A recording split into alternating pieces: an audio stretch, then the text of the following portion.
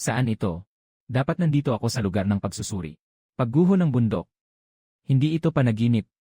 Nakalipat ako.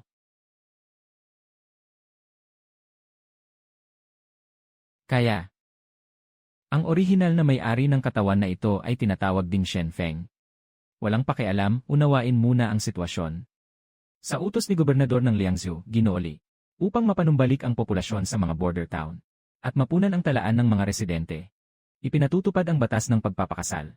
Lahat ng lalaking inusig sa Blackstone City na hindi pa kasal, ay maaaring pumili ng isang babae mula sa mga ipinapadala na babae upang pakasalan. Sa bawat karagdagang asawa, taunang tataas ang buwis sa tao at pagkain ng 3 bato. Nakaasul na damit. Malaki ang puwit, kayang mag-anak. Akin na to. Yung nasa kanan, ikaw ang humawak. Yung natitirang payat. Hindi nagkakahalaga ng 3 bato ng bigas. Si Tiger ang may huling salita. Apog. Malubha ang pagkapinsala, ngunit maganda ang kalidad. Yung mga itim ay mga batong karbon. Dapat may bukas na minahan ng karbon sa itaas. 12 na sundalo ang nagbabantay sa lungsod.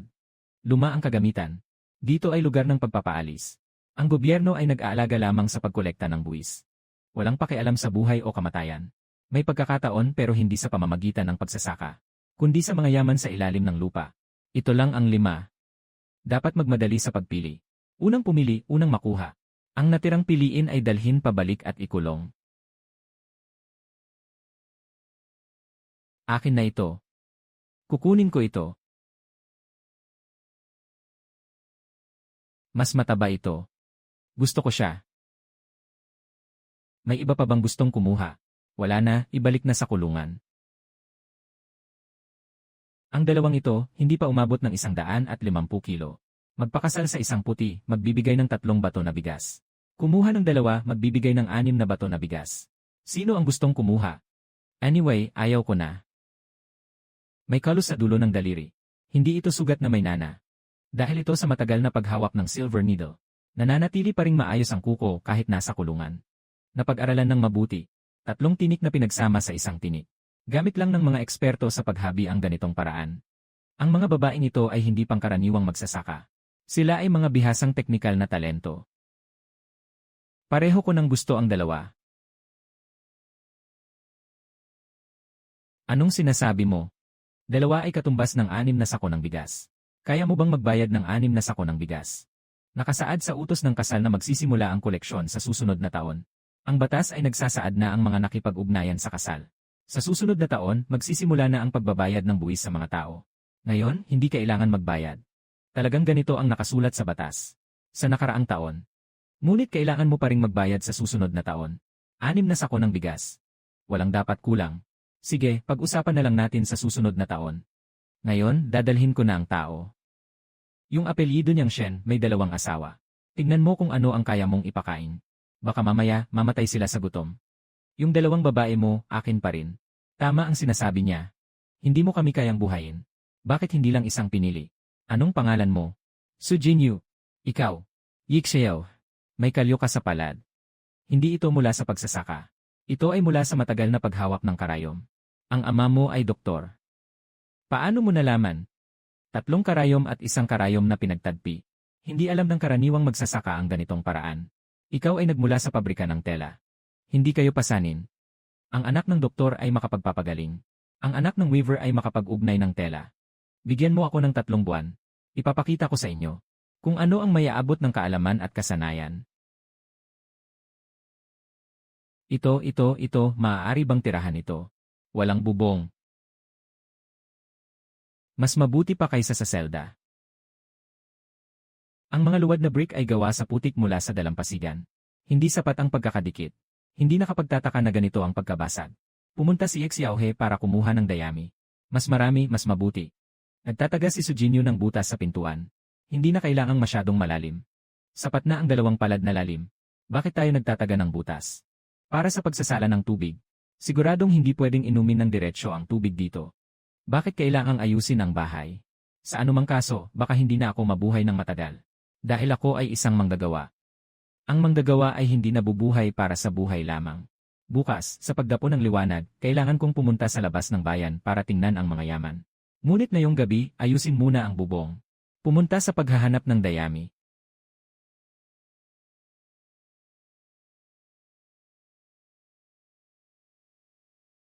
Ang tubig ay naging malinaw na. Ang buhangin at uling ay kayang linisin ang tubig. Ito ay tinatawag na pagsasala. Ang uling ay nakakapit sa mga dumi at amoy. Ang buhangin ay nakakasala ng malalaking partikulo. Ngunit ang tubig na ito ay hindi pa pwedeng inumin. Magpakulo ka muna bukas bago inumin. Ngayon, hindi na tayo kailangang uminom ng sabaw ng putik. Hindi ka mukhang isang pinatalsik mula sa itim na pamilihan. Bukas-bukas pumunta ka sa labas ng bayan at mangolekta pa ng marami. Magagamit natin ng malaki. Uling. Sa tabing ilog, puro uling at mga bato ng uling. May bukas na minahan ng uling sa itaas. Ang kalidad ng bakal na ito ay hindi bababa sa 4%. At mayroon ding limestone. Yung mga pader ng lungsod na nagkaedad ay, ano ang uling? Mas matibay na panggatong kaysa sa uling ng kahoy. Kapag may uling na ako, makakapagpali ako ng hurno. Kapag may hurno na, makakagawa ako ng apog. Kapag may apog, makakagawa tayo ng semento. Semento na mas matigas pa sa bato. Ano ang semento? Malalaman nyo bukas. Ngayon, mangolekta ng mas maraming puti-abo na bato. Mas marami, mas mabuti. Iyon ay apog. Ito ang pugon ng apog. Gawa sa bato at dilaw na luwad. Ang apog ay inilalagay mula sa itaas. Ang uling ay sinusunog mula sa ibaba. Nagsusunog ng isang buong araw at gabi. Ang apog ay nagiging slaked lime. Ang slaked lime ay pinagsasama sa luwad at pinapainit. Kapag pinulbos, ito ay semento. Nakakita ako ng slaked lime sa pabrika ng luwad sa Liangzhou. Ginagamit ito ng mga mayayamang tao para sa kanilang mga pader. Pero ano ba ang sinasabi mong semento? Semento, buhangin at tubig. Mas matigas pa ito sa bato pagkatapos gawin. Guru Ma, kailangan ko ng tulong mo para itayo ang pugon na ito. Guru Zhou, kailangan ko ng tulong mo para gumawa ng malaking martilyo at ilang piraso ng bakal. Para sa pagmimina, mag-aapoy ako. Mas mabuti nang magtrabaho ng 3 araw kaysa maghintay na mamatay sa kawalang ginagawa. Nagsimula na ang bakal na piraso. Ako rin. Ako rin. Anyway, wala nang gagawin, naghihintay na lang mamatay. Sabi ni Shen, balak mong magbukas ng pugon. Akala mo ba ikaw ay isang malaking may-ari? Zhao Hu, anong problema mo? Kung wala kang gagawin, bakit di ka pumunta dito? Ngayon umaga, pumasok ka sa bayan at nakakuha ng maraming sirang bato. Gutom na gutom ka na. O kaya'y nababaliw ka na. Walang anuman. Kaya't pakisuyo, umalis ka. Nakatapak ka sa linya ko. Matigas ang ulo mo, ha? Sige, tingnan natin kung gaano ka katigas. Hindi ka natatakot sa kanya. Anong ikatatakot niya, gamit lang niya ang kamao niya. At ako ay may plano.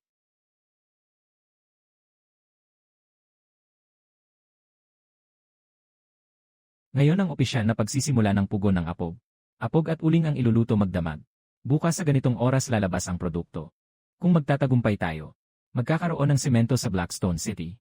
Isang bagay na mas matigas pa sa bato. Ano ang magagawa ng semento? Maaari itong ayusin ang pader ng lungsod. Maaari itong magtayo ng bahay. Maaari itong maglatag ng kalsada. Maaari itong gawing hindi tumagas ang bubong ng iyong bahay. Ngayon, magdagdag ng materyales. Nag-init ng bato at nagiging mga pira-piraso. Tingnan natin kung paano ka matatapos. Bakit parang buhay itong bato? Ang apog ay umiinit kapag nahaluan ng tubig. Ang init na ito ay makakapag-disinfect at pumatay ng insekto. Susunod, gagamitin ko ito para gumawa ng semento. Bukas ng umaga, ang pirasong ito ay magiging bato. Ang putik ay nagiging bato. Shen, kung kaya mong gawing bato ang putik na ito, magbibigay ako sa iyo ng 3 bao. Hindi kailangan umupo ng nakayuko. Kung sakaling magtagumpay ka, tulungan mo akong magtayo ng mas malaking pugon. Pugon ng ladrilyo.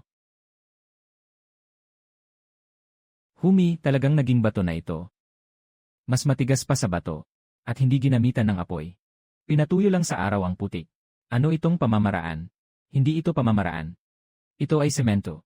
Ginoong Ma, naniniwala ka na ba ngayon? Naniniwala. Shen, batang Shen. Sige, paano mo itatayo ang pugon ng ladrilyo? Dadagdagan ko na ang tao para magtayo. Ang brick kiln ay katulad ng stone kiln. Ngunit dapat itong mas malaki at mas tumpak. Ang kailangan kong ladrilyo ay hindi ang lupa na ladrilyo, kundi ang berdeng ladrilyo, na pinainit sa mataas na temperatura. Ang tigas nito ay mas mataas pa kaysa sa opisyal na ladrilyo. Ang semento at berdeng ladrilyo ay tunay na pangmatagalang gusali.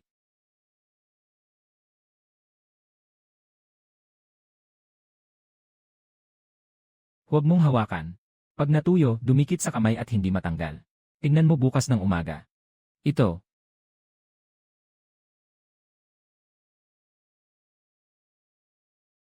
Ito. Mas matigas pa ito kaysa sa orihinal na pader. Ako ay nanirahan sa Blackstone City ng 8 taon. Ito ang kauna-unahang pagkakataon na nakita kong napakabisa ng pagkumpuni ng pader. Misye, narito ang 2 kilo ng brown rice. Maaari bang ipalit ito sa kaunting pulbos na pang-ayos ng pader? Baka bumagsak na ang pader namin. Umaasa na lang kami sa kayamanan na ito para mabuhay. Huwag mag-alala, Ginoo. Ayon sa patakaran ni Ginoong Shen, 2 kilo ng bigas kapalit ng isang takal na pulbos. Pakilagyan ng tatak dito. Nakikita mo ba? Ito ang tinatawag na kredibilidad. Naniniwala sila na ang semento na ito ay nagkakahalaga ng 2 kilo ng bigas. Kaya't handa silang ibigay ang bigas sa atin. Kapag naitatag ang tiwala, magkakaroon ng negosyo sa Blackstone City. Ang bigas na nakuha natin ngayon ay sapat na para sa kalahating buwan. Ngunit naubos na ang lahat ng iyong semento. Ano ang dadalhin mo bukas para ipagpatuloy ang palitan? Ipagpapatuloy ang pagsusunog sa limestone kiln bukas. Doble ang produksyon ng semento. At ang brick kiln ay sisimulan ang pagsusunog sa loob ng 3 araw. Mas mahal ang brick kaysa sa semento. Isang pirasong berdeng brick ay pwedeng ipalit ng 2 kilo ng palay. Talagang kumpiyansa kang makakagawa ka ng berdeng brick. Ang semento ay unang hakbang lang. Ang bricks ang ikalawang hakbang. Ang bakal ang ikatlong hakbang. 3 hakbang na lang. Ang Blackstone City ay hindi na magiging lugar ng pagpapalayas. Kung talagang magagawa mo, tutulungan kita. Nakatulong ka na. Sa mga filter na gawa sa basahan. Nainom nila ang malinis na tubig. Hindi sila nagtatay. Kaya may lakas silang magtrabaho. Ito ang pagtulong.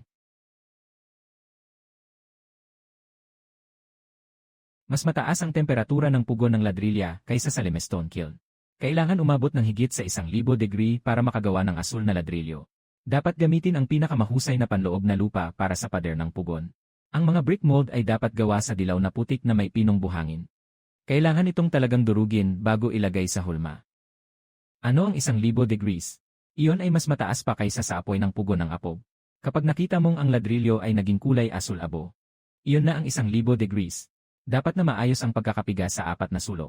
Kapag pumasok na ang ladrilyo sa pugon, ang pinakakinatatakutan ay ang pag-crack ng mga sulok. Dapat matibay ang pagkalaglag ng putik. Dapat tama ang pagpiga sa molde. Dapat magaan ang pagbunot sa molde. Tandaan mo, maaaring umabot sa 9% ang kalidad. Tandaan mo, itong ladrilyo, mas maayos pa kaysa sa mga nilikha ko noon sa kiln sa Liangzhou. Hindi ito usapin ng kasanayan, kundi ng hulma. Ang sukat ng kahoy na hulma ay pare-pareho. Kaya ang mga ladrilyong nilalabas ay pare-pareho. Naging pantay ang sukat, kaya magkatugma ang mga guhit sa pader. Tawag dito ay standardisasyon. Ngayon, ang tinutukoy natin ay ang pugon ng ladrilyo. Goma at luntian na ladrilyo. Maaari nang makapagpatayo ng totoong bahay. Hindi ito isang bahay na gawa sa lupa, kundi isang bahay na bato.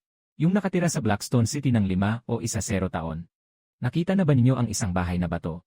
Pagkatapos ng araw na ito, magkakaroon na ng unang bahay na bato sa Blackstone City. Iliab.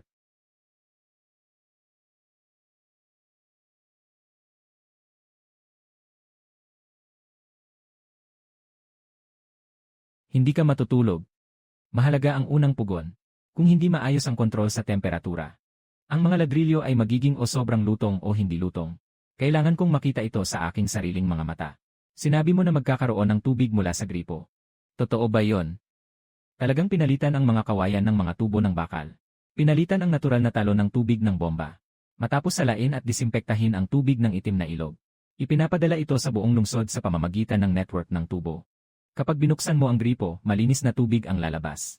Kung darating talaga ang araw na yon, mas magiging maganda ang Blackstone City kaysa sa kabisera. Darating din yon. Ang pugon ay ang unang hakbang. Ihanda ang apoy.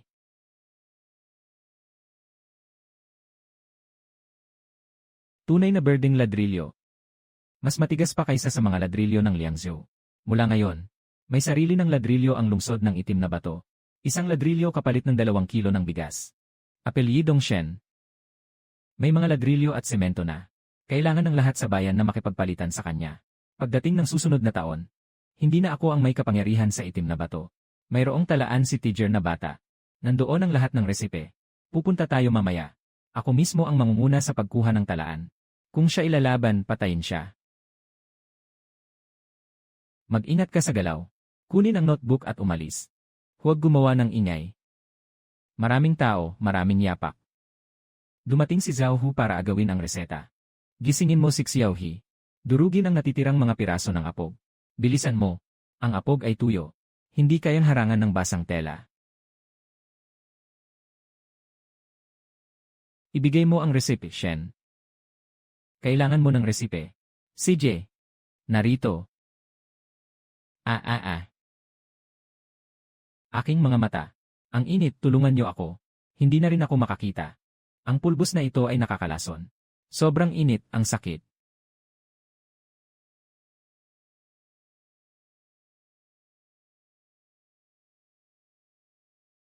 Nandito ang resipe. Kalkang at putik. Ratio na 3:1, hindi ko maalala. Pakiusap, bigyan mo ako ng pagkakataon. Sa susunod, kukunin ko ang buhay mo. Umalis ka. Sabi mo sa susunod. Hindi ito apog. Ano pa ang mayroon? Wala pa ngayon. Pero malapit na, kailangan ko ng bakal. Kailangan ng bakal. Ang susunod na garantiya ay dapat na hindi mapigilan. Naghihintay akong makita yan. Si Shen, isang sako ng apog ang inihagis. Nakahiga ang 9 na tao. Si Zhao Hu ay nakaluhod sa lupa, tinatawag ang kanyang lolo. Patuloy ang pagsunog ng apog. Simula ngayon, dumoble ang produksyon ng semento. Bukod dito, kailangan kong magtayo ng isang pugon para sa pag-ukit ng bakal. 3 kondisyon para sa pagpili ng lokasyon ng mataas na pugon. Malapit sa pinagkukunan ng tubig. Malapit sa minahan ng bakal. Mas mataas sa linya ng pagbaha. Lahat ito ay natutugunan dito. Sa kabilang pampang ng ilog ay isang bukas na minahan ng bakal. Ang uling sa tabing ilog ay dinadala gamit ang isang gulong na kariton. Nakatayo ang water wheel sa ilog. Pinapagana ng daloy ng tubig ang water wheel. Pinapagana nito ang blower. Kaya hindi na kailangang humila ng tao. Mas malaking ito kaysa sa isang pugon ng ladrilyo. Gaano kataas ang temperatura nito? Ang melting point ng bakal ay 1,148 grado. Hindi maaabot ang ganitong temperatura. Ang mineral ng bakal ay para lang apoy na nag-red. Kailangan mag-init ang hurno hanggang higit sa 1,300 grado. Mas mataas ng 3% kaysa sa brick kiln ang 1,300 grado. Kaya't ang lining ng hurno ay kailangang gumamit ng pinakamahusay na refractory clay. Ang outlet ng bakal ay kailangang may water-cooled na iron gate. Sa loob ng iron gate ay may nakalaang espasyo na pinapainitan ng tubig. Kahit gaano pa kataas ang temperatura ng bakal, hindi ito matutunaw. Ginoong Zhu, kailangan mong personal na gawin ang iron gate na ito. Water-cooled iron gate. Paano mo naisip ang paraang ito? Nakita ko ito sa libro. Una, ayusin ang pundasyon.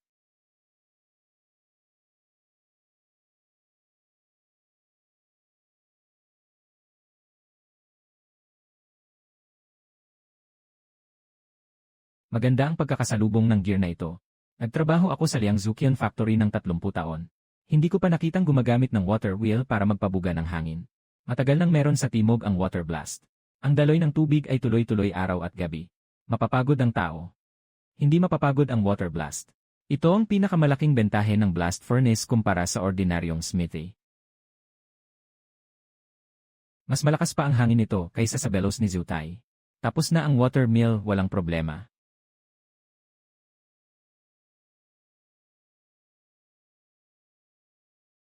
Ang pugon ng semento ay naglalabas ng semento. Ang pugon ng ladrilyo ay naglalabas ng berdeng ladrilyo. Ang mataas na pugon na ito ay naglalabas ng bakal.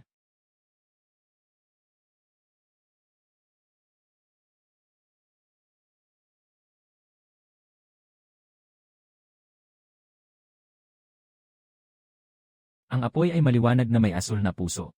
1,300 grado. Matutunaw ang mineral ng bakal sa ganitong temperatura. Malapit na.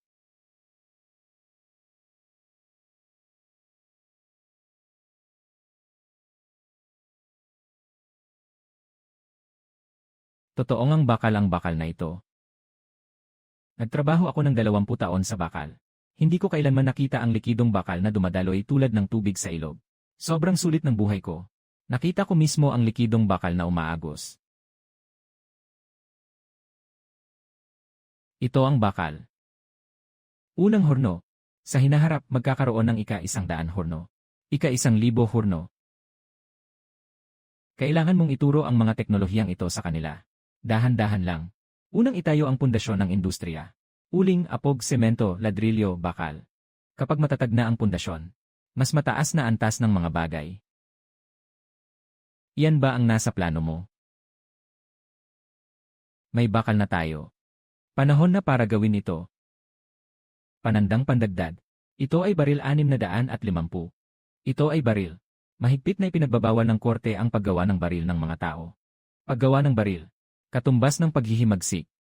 Papatayin ang buong angkan. Kaya ikaw lang ang nakakaalam. Alam din ni Suginyo. Hindi niya ito sasabihin. Paano umiikot ang revolver na ito? May 6 na silid ang revolver.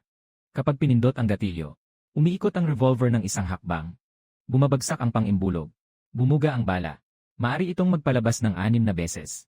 6 na sunod-sunod. Baril sa pagitan ng mga armas. Kailangan maglagay ng pulbura sa bawat putok. Itong bagay na ito, kasing lakas ito ng 6 na taga-baril. Tinatanggap ko ang trabahong ito. Pero may kondisyon ako. Ang unang bala ay dapat itaas sa langit. Ako, si Zutieda, ay nagtrabaho ng bakal sa loob ng 20 taon. Hindi ko kailanman naisip na gagawa ng bagay na pumatay. Kung gagawa man, dapat munang malaman ng Diyos. CJ. Ang unang bala ay iaalay sa langit.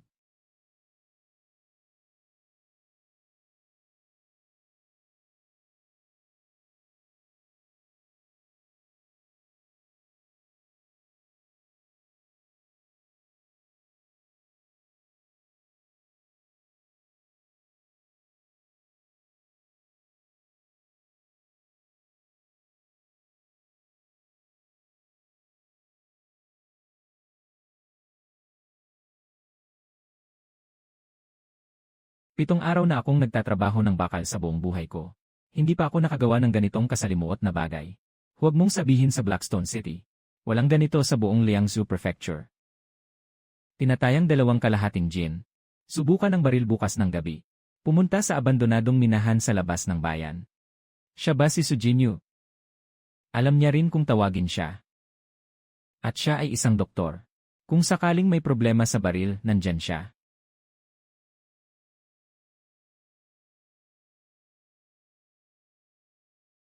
Ito ang unang putok.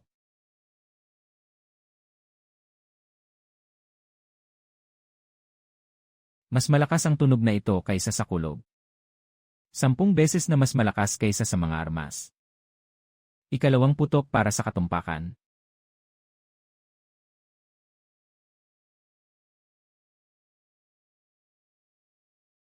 May ganitong kayamanan si Ginoong Shen. Mukhang talagang magbabago ang araw na ito. Ito ay magagamit lamang sa mga kritikal na sandali. Ang bala ay ginawa ko gamit ang pinakasimpleng paraan. Ang pagiging maaasahan ay 60% lamang. Maaaring gawin ang balot. Mayroon pang mga barya. Maaari ring ay cast ang loob. Sapat na ang mga mineral na nakuha sa tabi ng ilog. Ngunit ang mahalagang bahagi ng pagsabog ay nangangailangan ng 2 pangunahing yaman. Hindi na natin magagawa ang 2 bagay na ito ngayon. Yung kapalit na pulbos na panggamit bilang pang-udyok ay pwede na. Pero hindi natin magagawa yung pagpapagaan. Paano natin mapapataas ang pagiging maaasahan hanggang 100%? Maliban na lang kung makagawa tayo ng Thunder Mercury. Pero kailangan ng kemikal na laboratorio para sa Thunder Mercury. Mga beaker, test tube, distillation apparatus, at mercury nitrate. Hindi posibleng makuha ang mga ito sa Blackstone City. Kailangan munang maghintay na ganap na maayos ang ruta ng kalakalan. Para makabili ng mga kemikal mula sa kanlurang rehiyon. Maaaring 6 na buwan. Maaaring 1 taon. Ano ang gagawin natin sa panahong ito? Sa pamamagitan ng industriya. Ang pistola ay para sa seguridad. Ang tunay na sistema ng depensa ay ang pader ng lungsod. Mga artilyero, katapult at mga lata ng pulbura. Hindi kailangan ng mga maselang bahagi. Hindi kailangan ng mercury. Kailangan lang ng bakal, kahoy at itim na pulbura. Ang susunod na dapat gawin ay gawing kuta ang itim na bato.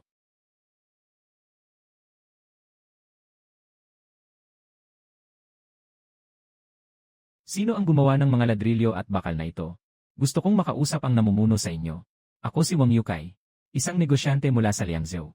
Narinig ko na may magagandang ladrilyo at bakal sa Hexicheng, kaya't naglaan ako ng oras upang tingnan ito. Maaari ko bang itanong? Ikaw ba si Boss Shen Feng? Ako nga si Shen Feng. Boss Wang, mahirap ang paglalakbay mula sa malayo. Bato at bakal, tingnan mo lang. Mabilis si Boss Shen. Magkano ang benta ng berdeng ladrilyo?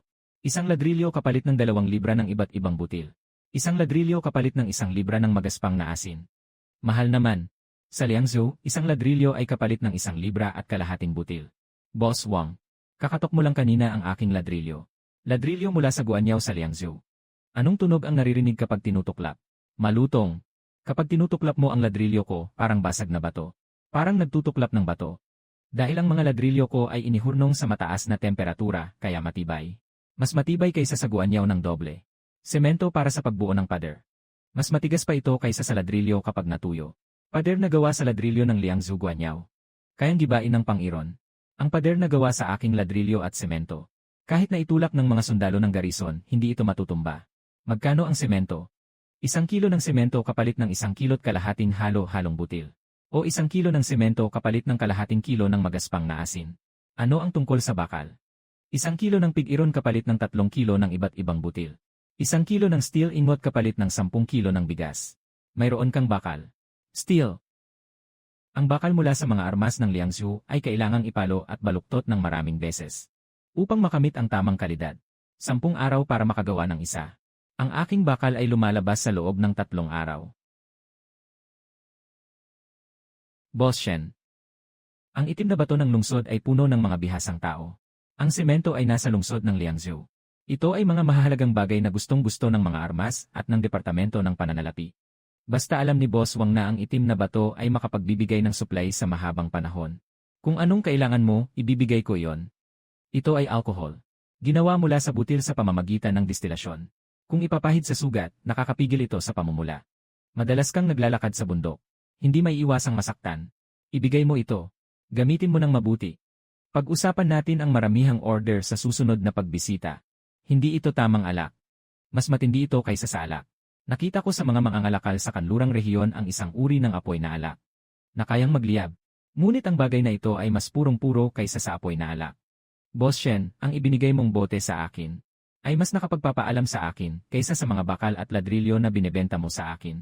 Babalik ako pagkatapos ng 10 araw para magdala ng mas marami pang kalakal. Ruso ang daloy ng hangin. Hindi mo naman ibinigay ng walang kapalit yung bote ng alkohol, di ba? Yung bot ng alkohol ay pang-eksperimentong gamit. Magaling siyang gumamit. Sa susunod, siya na mismo ang hihiling na mag-order. At saka, tutulungan niya kaming magpasikat sa Liangzhou City ng libre. Kung maglalako, naniniwala ang mga kasabay niya. Mas epektibo ito kaysa sa sarili nating pagbebenta ng 100 beses. Ito ay tinatawag na pagbuo ng merkado. Itong si Shen. May mga ladrilyo at semento na. Kailangan ng lahat sa lungsod na makipagpalitan sa kanya. Lalo pang dadami ang mga butil na hawak niya. Pagdating ng susunod na taon, siya ang may kapangyarihan sa Blackstone City. Kuya Hugh, bayad sa mga paninda ni Wang Yukai. Sabi nila may 6,000 G ng butil. Noong nakaraang beses, nagkulang tayo sa calcium carbonate. Sa pagkakataong ito, magdadala tayo ng mas maraming tao.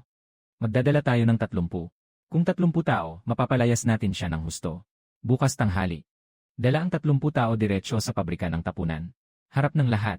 Pabigay niya ang bayad para sa mga paninda ni Wang Yukai. Kung hindi, wasakin ang kanyang hornuhan. Pero tandaan niyo ito lahat. Sa pagkakataong ito, may basang tela at kahoy na kalasag. Para protektahan siya mula sa alabok ng kalkang.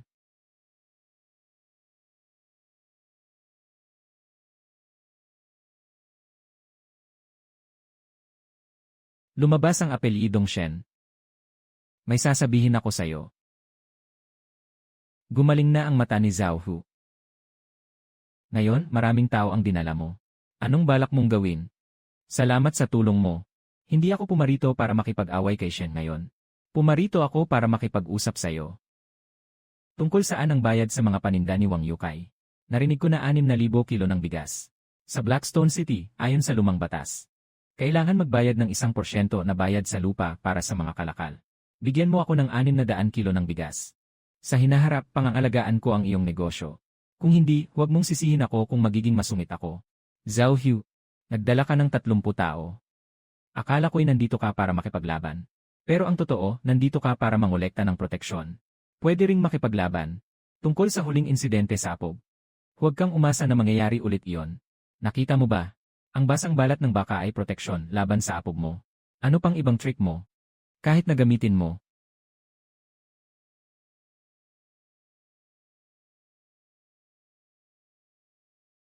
Ayaw mo nang maglaro ng Apog.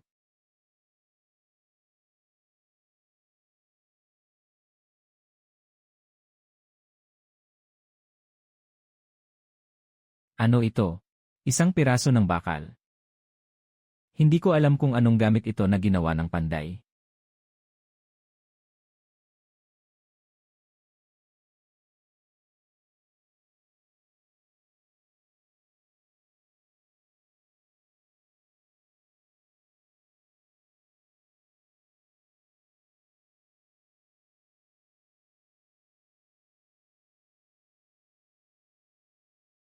Sinabi ko sa iyo noong nakaraan. Sa susunod, hindi apog na pulbos. Ito ang susunod.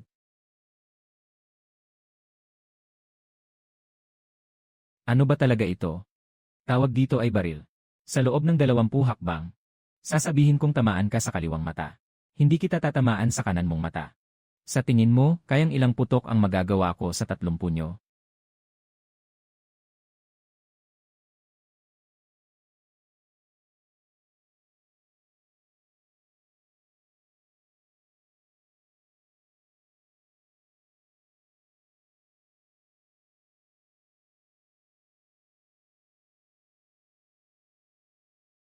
Zhao Hu, kaya mong magdala ng 30 tao para makipaglaban. Mas maganda sigurong magdala na lang kayo ng 30 tao para magtrabaho. Bibigyan ko kayo ng 3 kilo ng pagkain bawat isa araw-araw. Mas kikita pa kayo kaysa sa koleksyon ng proteksyon. Gusto mo bang gawin? Mahalaga pa na gagamitin mo pa ako. Huwag sayangin ang lakas mo. Ilipat mula sa tabing ilog papunta sa pabrika ng ladrilyo. Isang bato ng mineral ay 100 libra. Sa isang araw, 100 bato. Mula bukas. Hindi na pwedeng magtrabaho ng walang bayad. Magtrabaho na. Nakarinig kayo. Simula ngayon, nagbago na ang mga patakaran sa Blackstone City. Kung gusto mong kumain, magtrabaho ka para mapalitan. Kung gusto mong magulo, yung palayok kanina ay ang susunod na laban. Nakita niyo ba? Kung paano nabasag ang palayok? Ganyan din ang ulo ng tao. Naiintindihan ba? Naiintindihan na. Naiintindihan.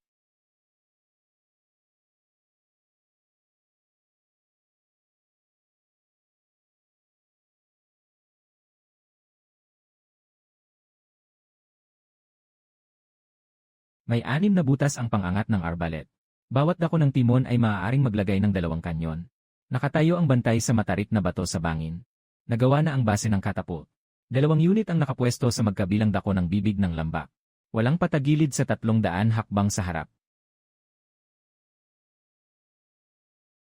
Ang puwersa ay humigit kumulang 1.5 bato. Madaling mahatak ng karaniwang tao gamit ang paa. Nagawa na ang pang-itaas na mekanismo. Ikutin ang handle na ito. Biglang higpitan ang pagkakabit. Dahan-dahang hilahin ang lubid pataas. Kahit ang 6 na taong gulang na bata kaya itong rock. CJ. Gumawa muna tayo ng 20 na katulad nito. Magpaputok muna tayo ng 1,000 na pana. Gamit ang bakal na ulo ng pana na gawa sa Zuiron. Hindi ito bakal na pangsibat. Kayang tumusok ng bakal na palaso ang balahibong baluti. Ikaw na, Shendage. Hayaan mong subukan ko.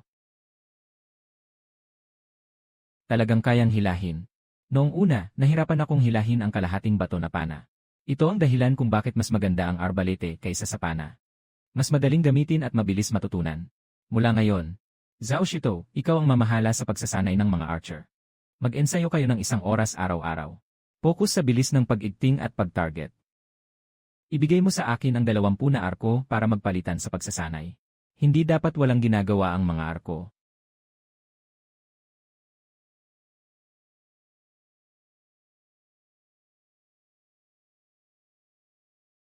Nakapag-assemble na ng mahigit 10. 6 na piraso sa maliit na lalagyan.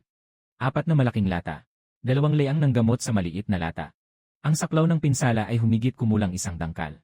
Kalahating kilo ng gamot sa malaking lata. Balot ito ng pira-pirasong bakal na bakal. Ang saklaw ng pinsala ay humigit kumulang 3 dangkal. Paano mo nalaman ang saklaw ng epekto? Nakasulat ito sa iyong talaarawan. Sinusulat ko lang. Delikado ang maghalo ng pulbura kay Sujinyu. Kung magmamasa ka ng bato, mag-ingat ka. Kung masabugan ng mga spark, pwedeng sumabog. Natatakot ka ba? Natatakot ako. Pero kahit natatakot, kailangan gawin. Sa daan ng pagpapalayas, may lagnat ang nanay ko. Walang gamot. Tinitignan ko siya habang unti-unti siyang humihingal sa tabi ng kalsada. Nakatayo ang mga sundalo sa 5 hakbang ang layo, kumakain ng tinapay. Hindi man lang sila tumingin. Noong panahong iyon, naisip ko ang isang bagay. Sa mga ligaw na lupain, ang kondisyon para makapagligtas ay makasurvive. Makakaligtas lang kung makakatulong ka sa iba. Hindi pamatay ang mga baril na ito. Para sa ikaligtas. May ideya ako. Pwede tayong mag-imbita ng mga babae sa pagtatahi. Maraming babae sa Blackstone City ang walang trabaho. Naghihintay lang sa gilid ng pader na mamatay. Matutulungan ko silang turuan gamit ang Barry Shuttle na pangtatahi. Magandang ideya ito. Simula bukas, ikaw ang magiging tagapangasiwa ng paggawaan ng tela. Mag-recruit ng 10 na babaeng manggagawa. Walang limitasyon sa edad. Basta't handang matuto. Bawat isa ay makakatanggap ng 2 kilo ng bigas sa isang araw. Lanan. Mula ngayon, pumapasok ang Blackstone City sa ikalawang yugto. Hindi na ito tungkol sa kaligtasan, kundi sa pag-unlad. Ang unang hakbang ay palawakin ang linya ng produkto mula sa ladrilyo at bakal patungo sa salamin. Ano ang salamin? Isang bagay na mas maliwanag pa sa salamin. Hintayin mo lang at makikita mo. Malaki ang dalaw sa panig ni Ginoong Shen Feng kamakailan. Nagtatayo sila ng pader sa bibig ng lambak. Hindi ito pag-aayos ng lumang pader. Ito ay giniba at itinayo muli. Ang bagong pader ay gawa sa berdeng ladrilyo at semento. 3 talampakan ang kapal at 5 talampakan ang taas. May hinukay pang isang kanal sa labas ng pader. 2 talampakan ang lalim at 2 talampakan ang lapad. Punong-puno ng matutulis na kahoy na pako ang ilalim ng hukay. Murala. Isa siyang exile. Bakit siya nagtatayo ng murala? Hindi lang murala. May 2 katap na nakalagay sa bangin. Sabi nila, kaya nitong tumama ng bato hanggang 300 na hakbang. May mga balistang nakalagay din sa murala. Lahat ng pana ay bakal. Kayang tumagos sa bolt na panlabas. At pati yung maliit na kubo sa likod na bundok na nakasara. Si Shen Feng at Su Jinyu ay madalas pumasok doon. Kapag lumalabas sila, may amoy ng pulbura sa katawan nila. Kanyon, balang, pulbura. Ano ang balak niyang gawin dito? Nagtatayo ng armadong paghihimagsik sa Blackstone City. Dumaan si Wang Yukay noong nakaraang araw. Ibinenta ni Shen Feng ang maraming ladrilyo at bakal. Napunta sa higit sa 6,000 libra ng bigas. 6,000 libra ng pagkain. Mas marami ito kaysa sa taunang buwis na pagkain sa Blackstone City. Ngayon, si Shen Feng ay may ladrilyo, bakal, at pagkain. May pader na syudad at katapangan na pangsugod. 2 buwan na lang. Dapat mayroon na siyang sundalo. May isa pang bagay, Ginoo. Sinasabi sa bayan na may hawak siyang Palm Thunder. Kapag ginamit, kayang durugin ang bato. Dala ni Zhao Hu ang 30 tao para nakawin ang kanyang pugon. Napalayo sila dahil sa kakaibang tunog. Walang nakakaalam kung ano talaga yon. Ngunit lahat ay natatakot. Patuloy na tumitig. Upang malaman kung ano talaga ang bagay na yon sa palad. Kung talagang may ganitong bagay, hindi dapat siyang nag-iisa na humawak nito. Shen Feng, sino ka ba talaga? Hayaan mo na lang na magpatuloy ka ng 6 na buwan. Maaari pa ba akong manatili sa depensa? Ang timbang na kahon ay puno ng mga pira-pirasong bato. Tinatayang 300 libra. Itong bagay na ito ni Shen. Anong bigat ng bato ang kaya niyang itapon? Tunay na bala. Ang saklaw ay mga 300 hakbang. Kung papalitan ng lata ng pulbura na kasing laki ng ulo. Halos pareho ang timbang. Halos pareho rin ang saklaw. 2 unit ang magkakasalubong sa lugar ng kuwang. Walang patay na anggulo sa loob ng 300 hakbang. Ang pangunahing sangkap ng salamin ay quartz. Ngunit ang purong quartz ay may napakataas na punto ng pagkatunaw. Ang pagdagdag ng soda ay makakapagpababa ng punto ng pagkatunaw. Kapag bumaba ito sa 1,300 degree, maaari na itong matunaw.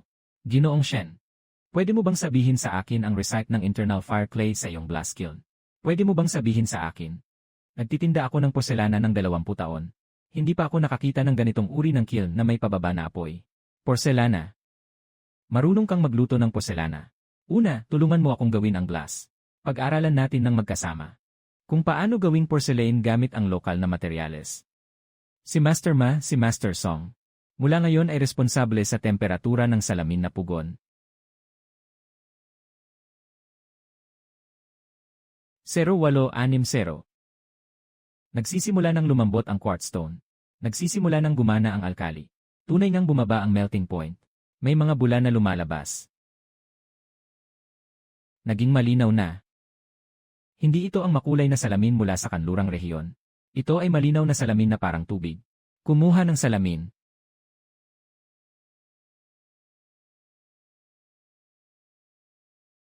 Ang salamin na mabilis na lumalamig ay pumutok. Dapat hayaan ang temperatura na dahan-dahang bumaba. Kailangan maghintay ng 1 gabi. Unang batch ng mga salamin, gagawa muna tayo ng 1-0 piraso. 5 piraso ibibigay kay Wang Yukay kapalit ng kabayo at gamot. 5 piraso itatabi para sa iba pang mga mangangalakal na magbibigay ng bid. Isa itong luho. Mga mayayamang babae sa Liaozhou. Lahat ng mga mangangalakal sa Western Regions ay gustong-gusto. Kapag nagpalit ka ng salamin, makakakuha ka ng 1 kabayo na hindi bumababa ang presyo. Mas malinaw ang salamin na ito kaysa sa tanso na salamin. Mas malinaw ang tanso na salamin ng 100 beses. Kitang-kita mo ang bawat balahibo sa mukha niya. Hindi nagmamadali ang pilak. Kailangan ko ng gamot. At 1 aklat ng gamot mula sa kanluran. Si Zhao, ang mangangalakal ng gamot, ang pinuno ng tindahan. Dapat may magagandang bagay siya. Napagkasunduan. Boss Shen, itong aklat ng reseta mula sa Western Regions. Naglalaman ito ng mahigit 100 bihirang reseta mula sa mga puok sa labas ng pader. At ang paraan ng paggawa nito. Ito ang buhay ng aming Zhao family. Boss Zhao, magtiwala ka. Sa Black Rock City, ang librong ito ay makakapagligtas ng buhay. Mas mahalaga pa kaysa sa halaga nito mismo.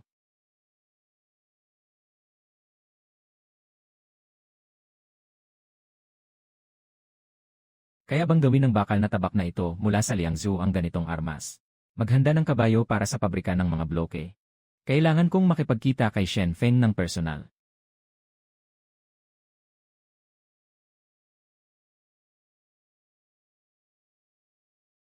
Lanan. May kailangan si Ginoong Sun. May utos si Ginoong Li, ang gobernador. Ang mga ladrilyo, bakal, at semento mula sa Heshi City ay lahat para sa pangangailangan ng militar. Simula ngayon, ang mga ito ay bibilhin at ibebenta ng Bureau of Defense. Ano ang presyo ng bibilhin? Bakit pa tayo mag-uusap ng presyo sa pangangailangan ng militar? Malinaw na nakasaad sa batas ng Danyang na Sison, na ang pangangailangan ng militar ay maaari lamang gamitin sa panahon ng digmaan. Nasa panahon ba tayo ng digmaan ngayon? Kung hindi, ano sa tingin mo ang mangyayari kung ipakalat mo na ginagamit ang pangangailangan ng militar para pahirapan ang mga pinatalsik? Ano ang isipin ng mga lehitimong negosyante sa Liangzhou? Pagkatapos ng 3 araw, hindi na 1-0 tao ang darating. Sige, pag-usapan natin ulit pagkatapos ng 3 araw. Paalis na po, Ginoong Sun. Lene.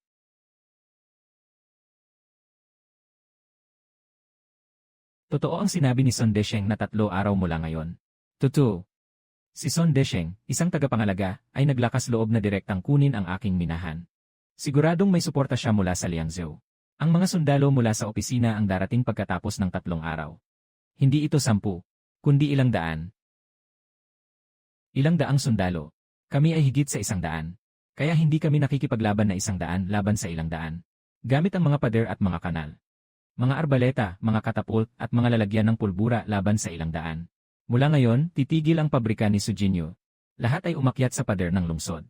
Kailangan nating itaas ang kakayahan ng depensa ng itim na bato sa loob ng 3 araw.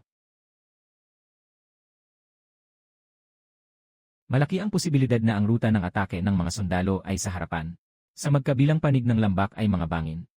Hindi makakaakyat ang mga kabayo. Kailangan nilang dumaan sa gitna. Ang lapad sa harapan ay humigit kumulang 60 hakbang. Ang lapad na ito ay kayang tumanggap ng 50 tao sa pinakamarami. Sabay-sabay na sumugod. 24 na kanyon. Nahati sa 2 grupo.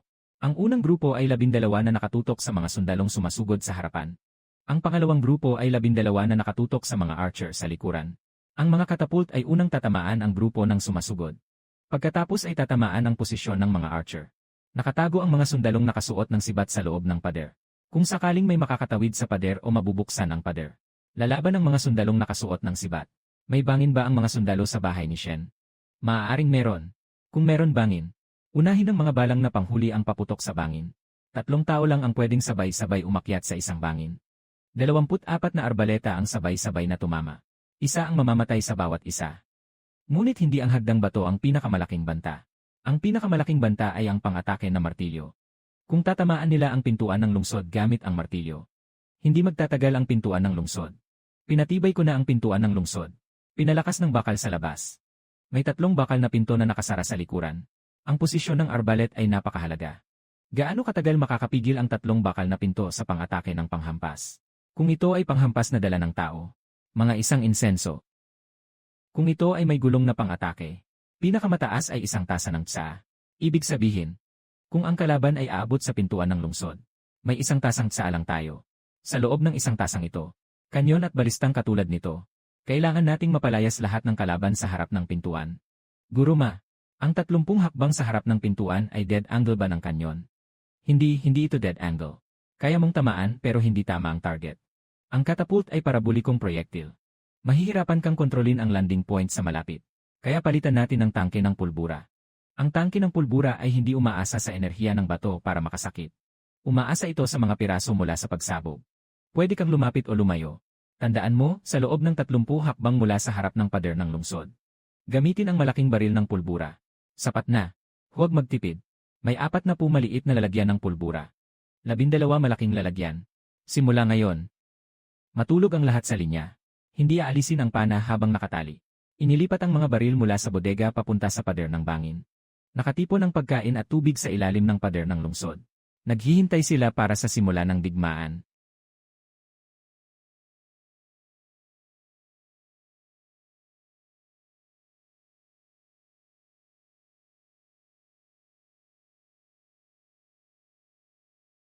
Tumingin ang bato sa daan.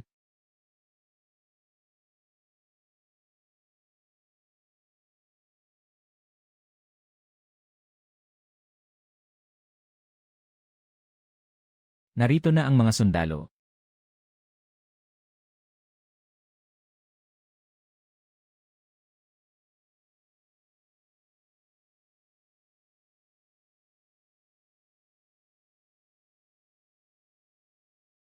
Makinig kayong lahat. Kumpirmado ang sitwasyon ng kaaway. Dumarating ang mga sundalo mula sa direksyon ng Liangzhou. Tinatayang nasa 350 tao. Mula ngayon, lahat ay pumasok sa posisyon ng labanan. Walang pinapayagang kumilos ng walang utos ko. Bawal gumamit ng pangatsang. Bawal maghagis ng bato. Bawal mag-apoy ng pulbura. Hayaan silang lumapit.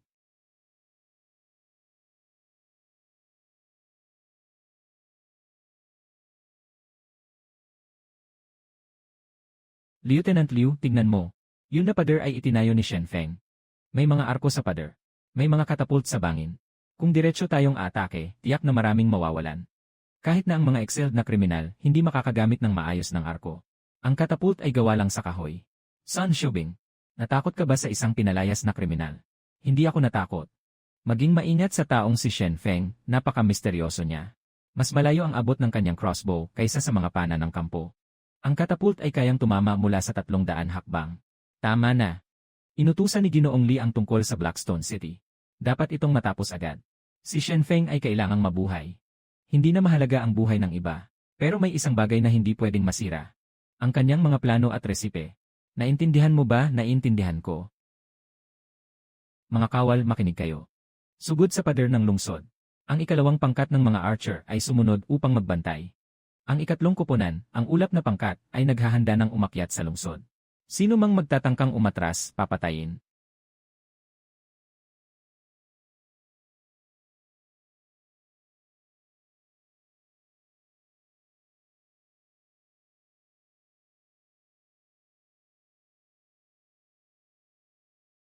Ang pang-akit na martilyo ang pinakamapanganib. Ang katapangan ng katapangan ay nakatutok sa pang-akit na martilyo. Ang mga balistang panghuli ay pumasok na sa saklaw ng mga pana. Unahin silang paputukan ng mga pana. Hayaan muna silang maitatag ang mga ulap na pangkat. Kapag nailagay na, saka sila paputukan habang umaakyat. Ganito, ang hagdang bato ay nakaharang sa kanal. Hindi makadaan ang mga tao sa likod. Mingzi. Ginoong Ma. Ang unang pagsubok ng katapult ay nakatuon sa engineering troops. Pagsubok, ilabas.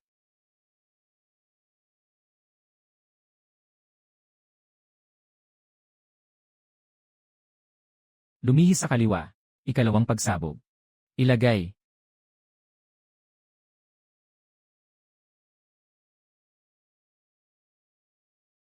Ipagpatuloy ang pag-atake gamit ang pang-atake sa lungsod. Ipinako ito sa 300 hakbang.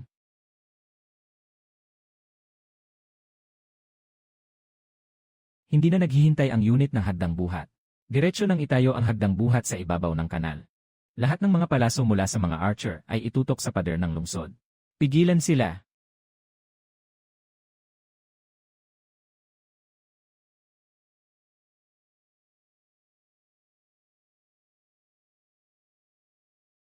Dumating na ang hagdang buhat, Kuya Shen.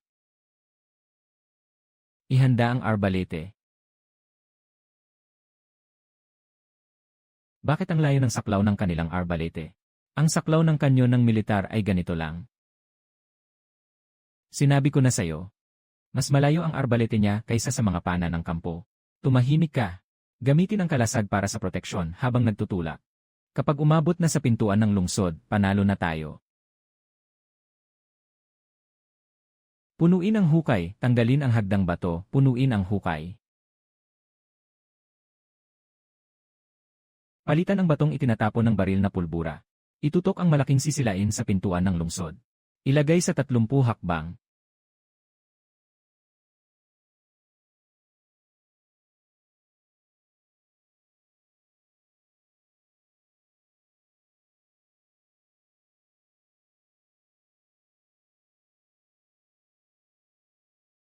Ang kidlat ay kidlat. Ito ay kidlat. Sila ay may mga mahika, tumakbo, tumakbo. Paano sila magkakaroon ng pulbura? Ang mga bala ng armas ng militar ay hindi kasing lakas nito. Sinasabi ko na si Shen Feng ay magdadala ng baril.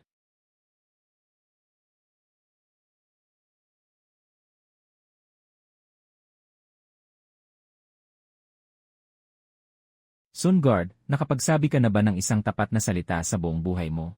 Tugtugin ang kampana, mag-withdraw na. Yee! Mga buhay pa. Suriin ang mga pana. Ayusin ang pader ng lungsod. Suriin ang pana. Magdagdag ng karne sa sabaw ngayong gabi. Ang mga patay na kabayo na iniwan ng mga sundalong pang-estado ay kakainin ngayon.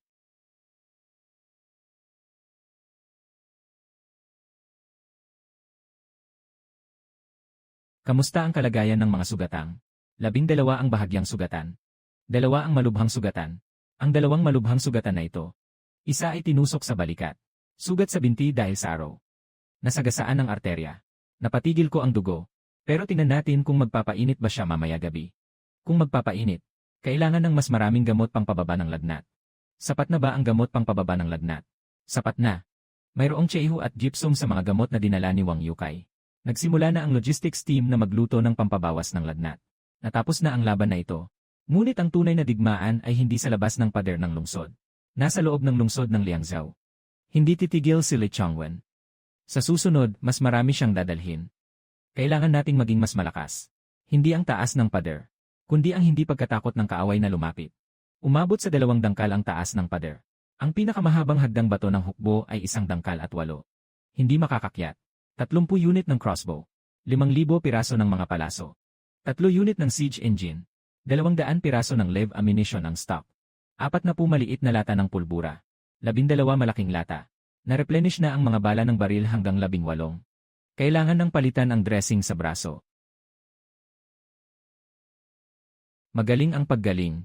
Mas magaling na naman ang iyong teknik sa tahi. Sapat pa ba ang alkohol? Sapat na. Sa susunod na pagdating ni Wang Yukay, magdadala siya ng mas maraming halamang gamot. Sinabi mo na ituturo mo sa akin kung paano mag-extract ng essential oil. Mas malakas na pestisidyo kaysa sa alkohol. Kailan tayo magsisimula? Hintayin ang mas maraming salamin mula sa pugon. Kailangan ng distillation equipment at lalagyan para sa essential oil. Ngayon, hindi pa sapat ang mga kondisyon. Mag-ipon ng mga pampalasa.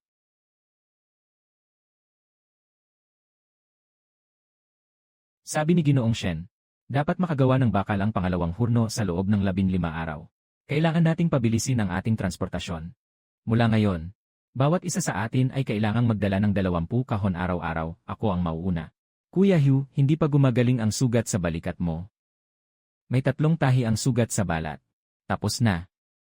Huwag nang mag-aksaya ng oras, magtrabaho na. Master Ma, ang direksyon ng apoy sa brick kiln na ito. Kung mapapalitan ng pahilis na pasok ng hangin, mas magiging pantay ang temperatura. Nakita ko na sa Jingdezhen isang uri ng dragon kiln. Ang apoy ay paliko-liko mula sa ibaba pataas. Ang mga ceramic na niluluto rito ay pantay ang init. Mababang ang rate ng basura. Pasukang pumasok ang hangin. Ang mga plano na iginuhit ni Shen Xiaozi ay pahalang. Kung kailangan mong baguhin, tanungin si Shen Xiaozi. Sasagutin ko. Baguhin. Guru Song. Eksperto ka sa ceramics. Mas alam mo ang estruktura ng pugon kaysa sa akin. Palitan ang daanan ng apoy ng pugon ng mga ladrilyo upang pumasok ang hangin ng pahilis. Gumuhit ka. Si Ginoong Ma ang gagawa. Sa hinaharap, si Ginoong Song ang may kapangyarihan sa mga teknikal na bagay ng pugon. Si Ginoong Song ang may huling salita. Ginoong Shen, ako ay isang taong pinatalsik. Bakit mo ako pinapayagang mga siwa sa teknolohiya ng pugon? Sa Blackstone City, hindi tinitingnan ang estado. Tinitingnan ang kakayahan. Kung may kakayahan ka, sige, pasok ka. Kung wala kang kakayahan, kahit anong posisyon pa, lalayo ka.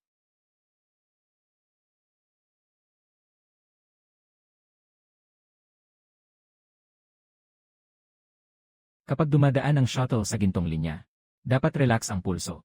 Huwag pilitin ng pilitin. Kung pilitin mong pilitin, masisikip ang linya. Tingnan mo, ganito lang, dahan-dahan. Aawatin na lang niya ang sarili at lilipat na. Tutu, Aki. Ang galing ng pamamaraan mo talaga. Hindi ito ang pamamaraan ko. Ito ay disenyong Pericot ni Kuya Shen. 3 beses na mas mabilis ang Pericot kaysa sa manual na paghahampas. Pero kung mali ang pamamaraan, madali kang maipit sa linya.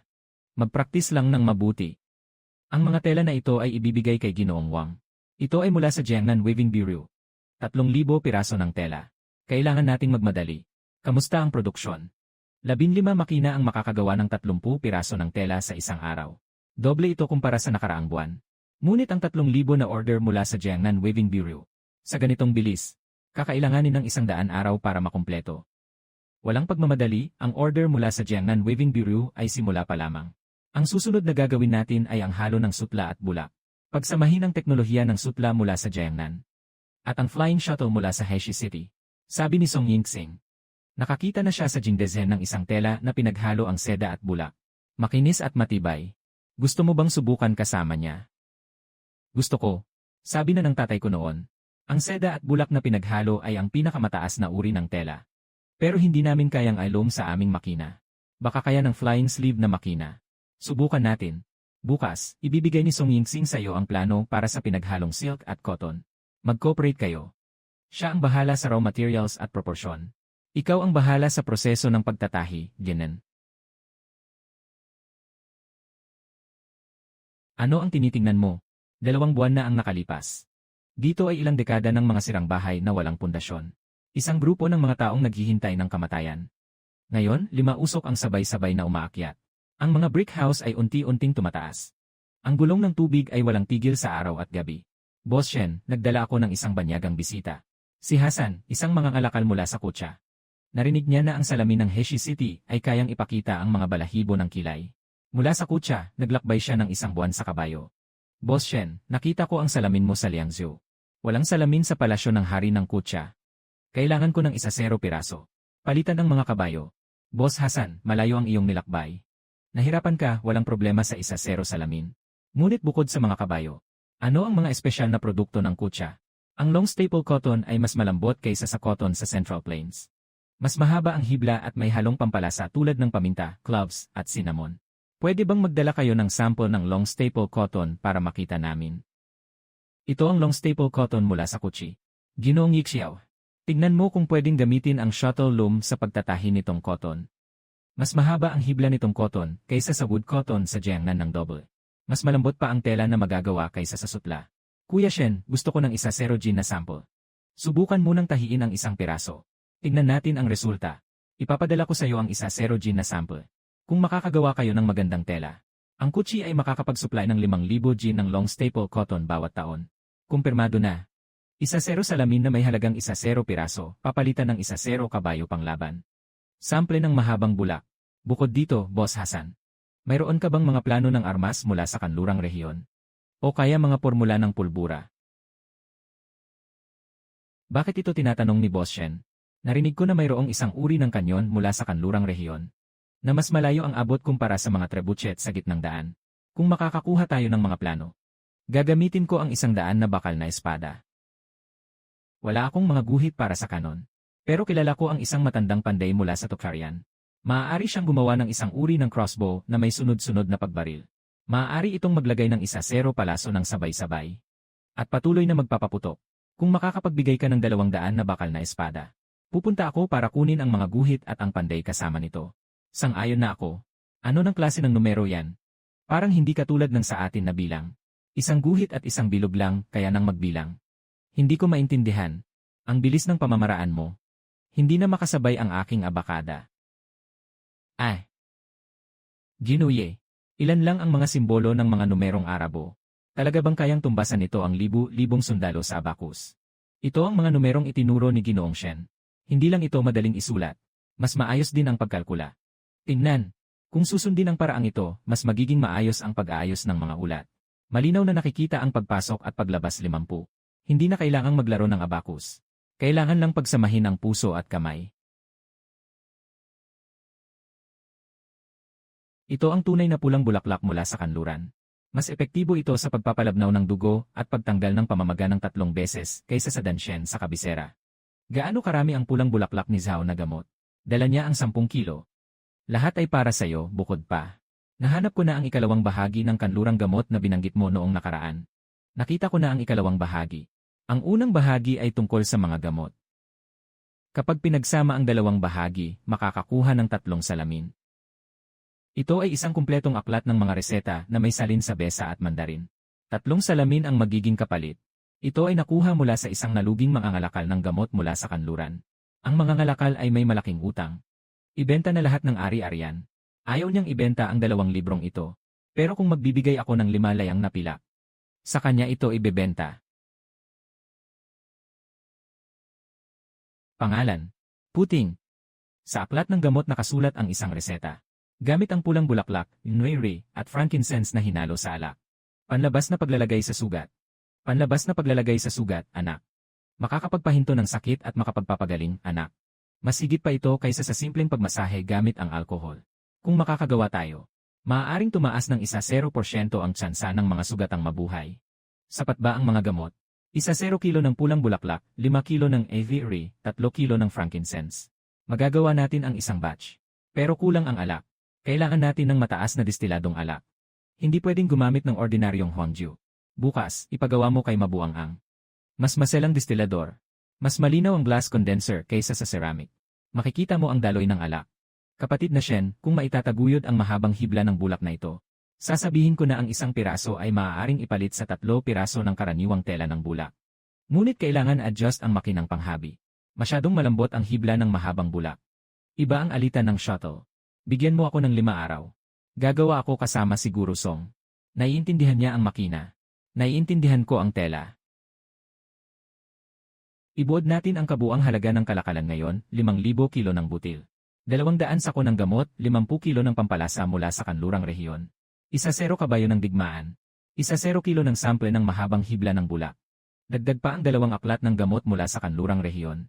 Gastos, 20 piraso ng salamin, 100 piraso ng bakal na kutsilyo. 3,000 piraso ng luwad na ladrilyo, 5,000 kilo ng semento. Laging sinasabi mong kita sa bawat pagkalkula. Ngunit hindi ka negosyante. Gumagamit ka ng negosyo para suportahan ang industriya. Tama ka. Ang negosyo ay isang paraan lamang. Ang tunay na layunin ay gawing isang kumpletong sistema ng industriya ang Blackstone City. Ngayon, pumayag si Hassan. Natulungan akong hanapin ang mga plano at mga artisan ng crossbow. Kung makakagawa tayo ng crossbow, hindi na kayang talunin ng 30 na single shot na crossbow. Ang kakayahan sa depensa ng Blackstone City. Palagi kang naghahanda para sa digmaan. Hindi para sa digmaan, kundi para hindi mapagsamantalahan. Huling labanan. 2 tao ang namatay sa amin. Kung mangyari ulit ito, gagawin kong hindi makatawid ang kaaway kahit sa kanal.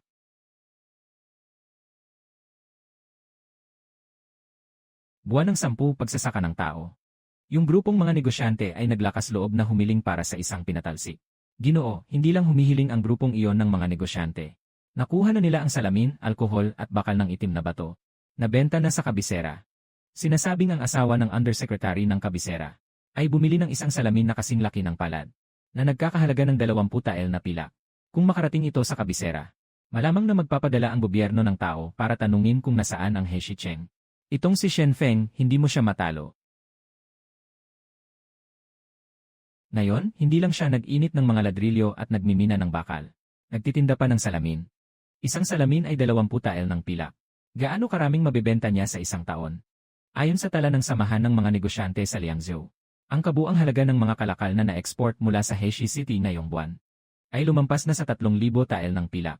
Mas marami pa ito ng 1 beses kumpara sa pinakamalaking negosyante sa Liangzhou City sa isang buwan. Ano kaya ang mangyayari sa Heshi City kung malaman ito ng imperyo? Mahihirapan tayong sabihin na kulang sa pera ang hilagang kanlurang hangganan. Kailangan ng korte ng lugar na makakapagbigay ng kita. Kung nangangako si Shen Feng na magbabayad ng buwis sa tamang oras, malaki ang posibilidad na bibigyan siya ng legal na pagkakakilanlan ng korte. Sa oras na yon, mahirap nang galawin siya ng mga tao. Kaya bago pa mapansin siya ng korte, dapat ay gawing tao natin siya. Hindi ba't may teknolohiya siya? Mabutit maipakita niya ang teknolohiya. Ako ang maglalabas ng patakaran. Hayaan siyang gumamit ng teknolohiya para sa buwis. Tulungan ng gobyerno ng Liangzhou na magtayo ng isang pabrika ng bakal at pabrika ng ladrilyo. Kapag naipasa na niya ang teknolohiya, mababawasan na ang mga kapakinabangan niya. Kailangan ng Ginoo na makuha si Shen Feng. Magpasuko man o makipagtulungan man, hindi mahalaga ang titulo. Ang mahalaga ay mapasa kanya ang paglilipat ng teknolohiya sa kamay ng tanggapan ng Liangzhou. Kapag nagkaroon na ang Liangzhou ng sariling ladrilyo, bakal at salamin, ang Blackstone City ay magiging isang pira-pirasong walang laman na pabrika. Pumunta ka na, magsulat ka ng isang liham para sa akin. Magandang maging magalang sa salita. Tingnan natin ang reaksyon niya. Ginoo Shen, sana'y maayos ang kalagayan. Ako ay sumusunod sa utos ni Ginoo Li. Dalhan ko kayo ng isang plano para sa pakikipagtulungan.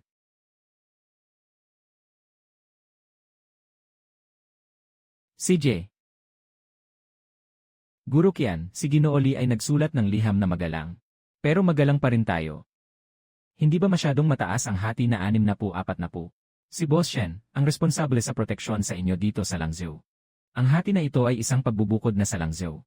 Karaniwang mga negosyante ay makikipagtulungan lang sa gobyerno.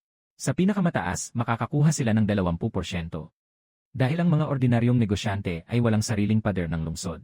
Noong huli, si Liu, ang kawal na si Liu, ay dinala si Xiaoye na may 350 na tao. Ilang tao ang babalik?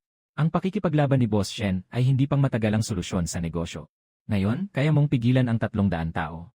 Paano bukas? Paano sa susunod na araw? Ang regular na hukbo ng Liangzhou ay may 3,000 tao. Ayaw na ni Ginoong Li na makipaglaban. Kaya't pinapayagan niyang makipag-usap tayo para sa kooperasyon. Ito ay isang hakbang pabalik. Si Boss Shen ay matalino. Dapat niyang malaman kung kailan dapat umalis. Pwede ang pakikipagtulungan. Ngunit ang kondisyon ay 50-50 na kita. Ang ikalawang teknolohiya ay mananatili sa Blackstone City. Maaaring magpadala ng tao ang Liangzhou upang matuto. Ngunit ang pangunahing teknolohiya ay hindi ililipat. Pangatlo, ang Blackstone City ay nananatili sa sarili nitong pader at depensa. Ang hukbo ng Liangzhou ay hindi pumapasok sa Blackstone City. Boss Shen, ang tatlong kondisyon mo. Maaaring pag-usapan ang una. Pero ang ikalawa at ikatlo, malamang hindi tatanggapin ni Datuli. Kaya't pakiusap, bumalik si Master Qian at itanong kay Datuli. Ang Blackstone City ay hindi isang buto. Isang puno. Kapag pinutol ang puno para gawing panggatong, isang beses lang itong magagamit. Kung iwan ang puno, taon-taon may bunga kang makakain. Maintindihan ni Lideren. Sa sinasabi ni Boss Shen, ipapahayag ko ng tapat. Paalam. Anong pinag-usapan ni Qian Shiye? Pakikipagtulungan. Pinayagan mo na. Wala. Ano ang susunod na gagawin niya? Magpapadala siya ng tao para magnakaw ng teknolohiya. Kapag nakuha na niya ang teknolohiya, saka siya magbabago ng isip. Ano ang gagawin natin? Hayaan mo siyang magnakaw. Ang pangunahing teknolohiya ay ibibigay lamang sa inyo. Ang iba ay matututo lamang ng mga pangunahing kaalaman. Nagnakaw ng balahibo at umuwi. Hindi rin siya makakagawa ng bakal. Hindi siya makakagawa ng salamin. Pangalan at lugar ng pinagmulan. Anong kasanayan? Si Li Laoti ay taga Liangzhou. Nagtatrabaho sa pagyoyosi ng bakal sa loob ng 30 taon. Si Wang Nijiang ay taga Liangzhou. Nagtatayo ng pugon at nag-init ng mga ladrilyo. Si Zhang San ay taga Liangzhou. Ang mga alagad ay kayang gawin ang lahat. Ang mga nag-init ng bakal ay pumunta sa pandayan para kay Zhou Tai. Ang mga nagtatrabaho sa pugon ay pumunta sa ladrilyohan para kay Mafuzi. Ang mga alagad ay pumunta sa grupo ng mga nagdadala ng kargamento. Araw-araw ay 3 kilong bigas. Mas maraming trabaho, mas maraming kita. Nagnanakaw ng oras, bawas sa sweldo. Nagnakaw, putol ang kamay. Naiintindihan na. Li Laoti, maganda ang galing mo sa paghihip ng baga. Saan galing ang panday sa Liangzhou? Sa Zhangji Ironworks sa silangang bahagi ng lungsod. 30 taon na akong nagtrabaho. Nagsara na ang tindahan. Inilayo rin sila sa exile. Tindahan ng bakal ni Zhang. Nabalitaan ko noon sa Liangzhou. Ang pangalan ng may-ari ay Zhang. Hindi siya pangalan na Li ah. Ako ang trabahador na inupahan ni Zhang. Ang pangalan ng may-ari ay Zhang, ang akin ay Li. Kaya, hindi masama ang natutunan mong kasanayan sa loob ng 30 taon. Tulungan mo akong i-temper ang kutsilyo na ito. Dapat tama lang ang init ng langis, huwag masyadong mainit. Masyadong mataas ang init ng langis. Nagtatrabaho ka sa Zhangji ng 30 taon. Hindi ka pa marunong mag-temper. Pangunahing nag-aalaga ako ng blower. Ginoong Ma. Bakit ang direksyon ng apoy ng pugon na ito ay pahilis? Ang mga daanan ng apoy ng Liangzhu Guangyao ay tuwid. Ang nakatagilid ay binago ni Ginoong Song. Ang apoy ay umaakyat mula sa ilalim ng pahilis. Mas pantay ang temperatura. Sino ba ang Ginoong Song na iyon? Si Song Yingxing, isang potter mula sa Jingdezhen, Jiangxi. Siya ang nagbago ng apoy. Ang porsyento ng mga depektibong ladrilyo ay bumaba ng 3%. Yung sukat ng semento ay ginawa ni Ginoong Song. Ang sukat ng semento ay itinakda ni Shen Xiaozu. Bakit mo tinatanong yan? Nagtatanong lang. Gusto kong matuto ng mas maraming kasanayan. May problema si Ginoong Li. Sobrang standard ng paraan ng paghatak ng blower. Sobrang standard na parang nag-aral talaga. Hindi tulad ng katulong sa panday, mas parang tao mula sa opisina ng armas. Mga panday ng opisina ng armas. May isang pamantayan sa paggamit ng blower. May problema rin si Wang Nijiang. Ang mga normal na pinatalsik. Sino ang may oras para alagaan ang mga detalye ng teknolohiya? Lahat silang tatlo ay ipinadala ni Li Chongwen. Mga manggagawa sa kawanihan ng sandata. Nagpapanggap na mga parusang ipinatapon para magnakaw ng teknolohiya. Mas mahusay si Li Chongwen sa ganitong paraan kaysa sa pagbubuo ng isang panukala. Anong gagawin natin? Arestuhin sila. Huwag muna silang pigilan sa pagnanakaw. Pero ang kanilang nakaw ay ang gusto nating makuha nila. Ang pangunahing proporsyon ng semento ay 3 bahagi ng coke. Isang bahagi ng lutong lupa. Pero kailangan mong magluto ng mataas na lakas. Ang coke ay kailangang 4 na bahagi. Isang bahagi ng lutong lupa. Dagdag pa ng kalahating bahagi ng durog na uling. Tandaan mo ito.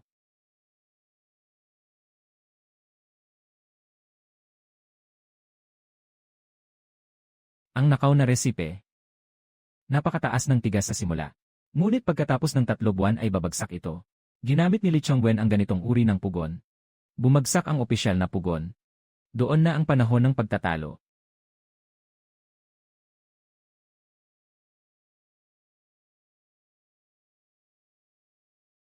Maliit. Pagdating dito, ito na ang Blackstone City.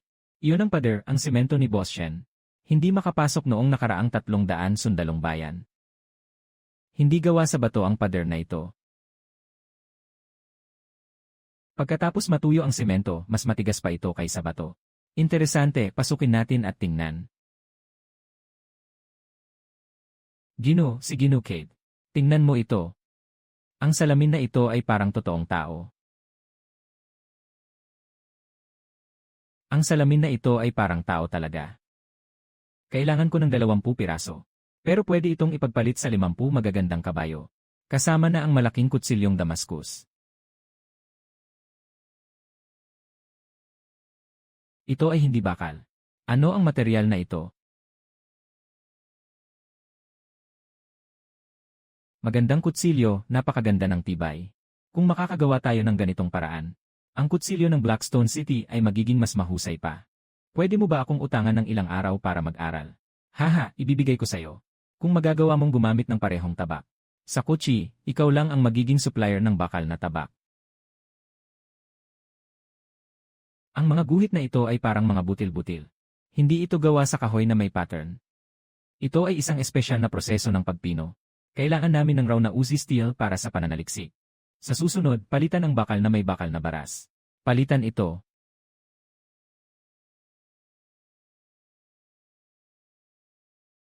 Nasa industriya ang lahat ng iniisip mo. Ang industriya ang pundasyon. Dito nagmumula ang kapangyarihan sa pagpepresyo. Wala akong takot sa anumang pagsasara. Sa utos ni Ginoong Li, ang gobernador ng Liangzhu. Simula ngayon, ipinatutupad ang ganap na pagsasara ng kalakalan sa Heshi City.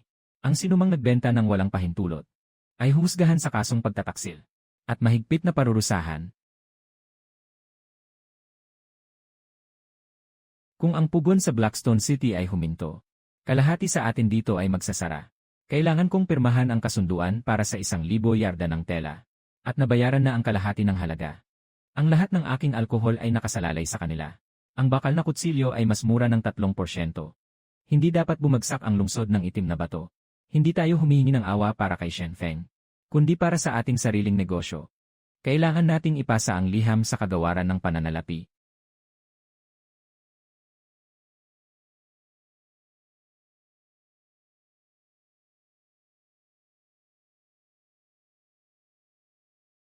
Ginoo. Ang 23 na negosyante ng samahan ng kalakalan ng Liangzhou ay nagsulat ng liham na may lagda. Direktang ipinasa ito sa kagawaran ng pananalapi sa kabisera. Anong nakasulat sa liham? Sinasabi sa liham na ang mga ladrilyo, bakal, salamin, at alkohol mula sa Blackstone City ay mahalagang pinagkukunan ng kita sa Shangzhou. Humihingi sila sa Ministry of Revenue na ipatigil ang pagsasara ng kalakalan sa Blackstone City. Huwag nang magpadala ng sundalo para maglunsad ng panibagong pagsalakay. Ang mga negosyanteng ito ay matapang na, parang may Lionheart at Leopard courage. At lumampas pa sila sa ating opisina. Diretsong nagsulat sa Ministry of Revenue. Mas mahirap pa ang mga matatanda. Nagpadala na ang kagawaran ng panustos ng isang opisyal. Sinasabing darating sila sa Liangzhou sa mga araw na ito para mag-imbestiga sa buwis ng Blackstone City. Ang opisyal mula sa kagawaran ng panustos ay mag-imbestiga sa buwis. At dala niya ang utos ng Emperatrice. Nabalitaan sa palasyo na may salamin na gawa sa salamin sa Blackstone City. Sinasabi na gustong makita kung ano ito. Alam na ng Emperatrice ang tungkol sa itim na bato na lungsod. Itong si Shenfeng. Ang kanyang mga kalakal ay naibenta na sa palasyo. Hindi na tamang kumilos laban kay Shenfeng ngayon. Darating na ang mga tao mula sa kagawaran ng pananalapi. Nakamonitor ang Emperatrice sa palasyo. Hindi tamang kumilos laban sa itim na bato na lungsod sa oras na ito. Katulad ng hindi pagkakaunawaan sa korte. Huwag muna siyang galawin. Ngunit ang tatlong manggagawa. Hayaan silang magmadali. Bago umalis ang pinuno ng kagawaran, kailangan makuha ang pangunahing teknolohiya ng Heshi City.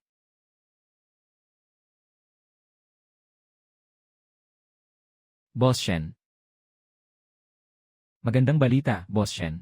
Nakarating na ang liham ng samahan ng mga negosyante ng Liangzhou sa kagawaran ng mga tahanan. Nagpadala ang kagawaran ng isang opisyal sa Liangzhou. Partikular na susuriin ang buwis ng kalakalan sa Heshi City. At narinig ng Emperatrice sa palasyo ang tungkol sa salamin na gawa sa salamin. Gusto niyang makita ito. Gusto ng Emperatrice na makita ang salamin na gawa sa salamin. Totoo iyon. May kakilala ako sa kagawaran ng mga tahanan. Sinabi niya mismo. Tinanong ng Emperatrice ang mga yunuko sa palasyo. Yung salamin na kayang ipakita ang mga buhok sa kilay. Saan ito nagmula? Sinuri ng yunuko ng matagal. Nalaman na ito ay mula sa Liangzhou. Sinabi ng Emperatrice na dalhin ito para makita ko. Ginoong Wang, tulungan mo akong gawin ang isang bagay. Pumili ng pinakamagandang salamin. Balutin ito ng pinakamagandang sutla. Ilagay sa kahon ng pulang sandalwood. Ipasa sa tao ng Ministry of Household para dalhin sa Beijing. Walang bayad, ibigay kay Empress Dowager. Ginamit ng Empress Dowager ang salamin ng Blackstone City. Sino ang mangahas na galawin ang Blackstone City? Si Li Chongwen ay may lakas na makipaglaban sa mga negosyante. May lakas na makipaglaban sa mga tao ng hubu. Kaya ba niyang makipaglaban sa Emperatrice? Napakamahusay, mas matalim pa ito kaysa sa kutsilyo. Aasikasuhin ko ito agad.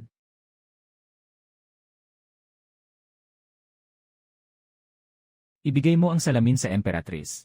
Malayo na ang nilakad ng hakbang na ito. Ano na ang nangyari sa tatlo mga espiya? Nagnanakaw pa rin sila. Sinasadya kong makita nila. Sementong formula, 4 bahagi ng apog, 1 bahagi ng luwad. Kalahating bahagi ng durog na uling. Ang semento mula sa formulang ito ay may napakataas na simulaing tigas.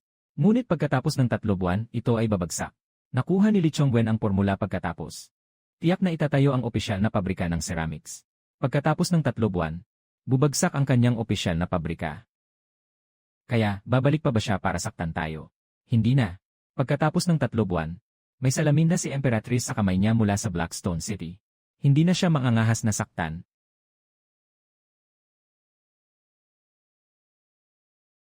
Bro, inumin ko ito para sa'yo. Noong araw ng pananakop, ikaw ang nagbato ng 5 sundalong tagabayan sa pader. Kung hindi ka nanguna at pinanatili ang bantay sa pinto ng lungsod. Matagal nang nabasag ang pinto ng lungsod. Hindi si Lao Zhu at si Xiaoli ang mga kasama ko. Namatay silang 2. Kami ang mga nabubuhay.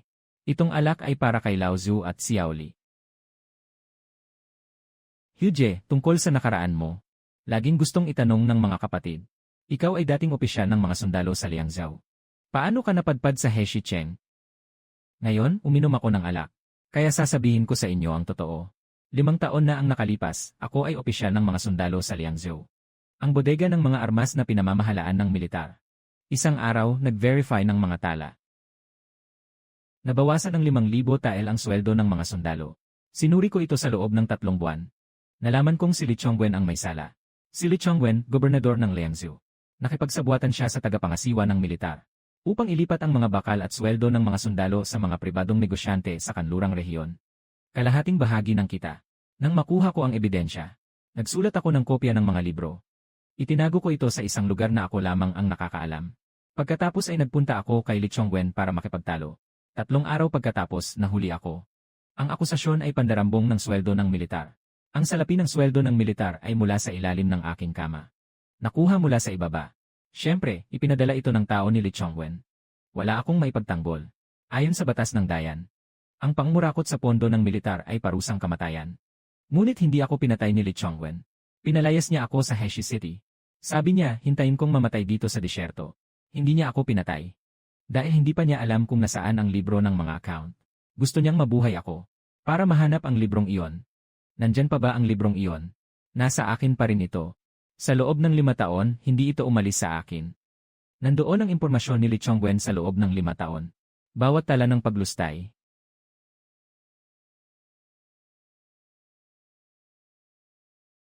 Ang aklat ni Ginoo Shen ay ebidensya laban kay Li Chongwen.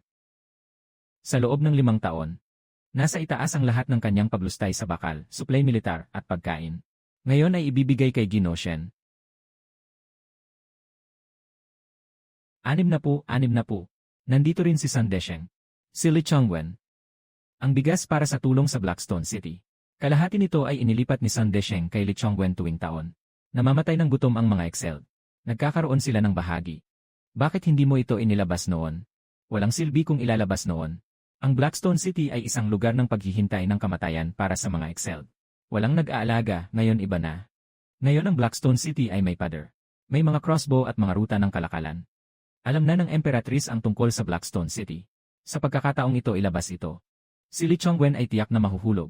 Itong aklat ng mga tala ni Zhao Hu ay ipapasa sa kabisera. Si Li Chongwen ay tiyak na parurusahan ng kamatayan. Pero ikaw ang pangunahing tao sa usaping ito. Kailangan ka ring imbestigahan. Hehe, imbestigahan mo ako. Si Zhao Hu dati ay isang salbaheng tao. Kumuha ng bayad para sa proteksyon at nananakit ng tao. Ngunit kahit ang mga salbahe ay may hangganan. Hindi ako naghangad ng kahit isang kusing. Ginoong Shen, wala akong ibang hinihingi. Nais ko lang na makita ng personal ang araw na mahuli si Li Chongwen. Hayaan mo akong makita ito. Sige, kopyahin ang aklat na ito ng 3 kopya. Ipadala ni Wang Yukay ang isang kopya sa Ministry of Revenue. Ipadala ng mga negosyante mula sa kanlurang rehiyon ang isang kopya sa Imperial Censorate. Iwanan ni Song Zhangben ng Liangzhou Chamber of Commerce ang isang kopya bilang kopya para sa Hilaga. 3 ruta ng kalakalan ang sabay-sabay na alis.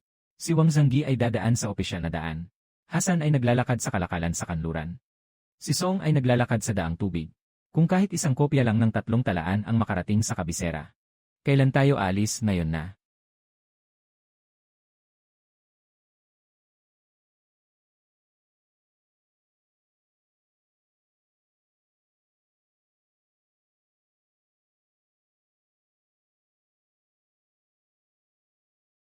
Limang taon na, sa wakas dumating na ang araw na ito. Kapag dumating ang talaang ito ni Zhao Hu sa kabisera, malalaman na ang iyong tunay na pagkakakilanlan. Ang mga sundalo at opisyal ay mapapalayas ng walang hustisya. Tatawagin ka ng korte para magpatotoo. Hindi ako babalik. Ang Blackstone City ang aking tahanan. Magtatrabaho ako sa seguridad ng Blackstone City hanggang sa mamatay.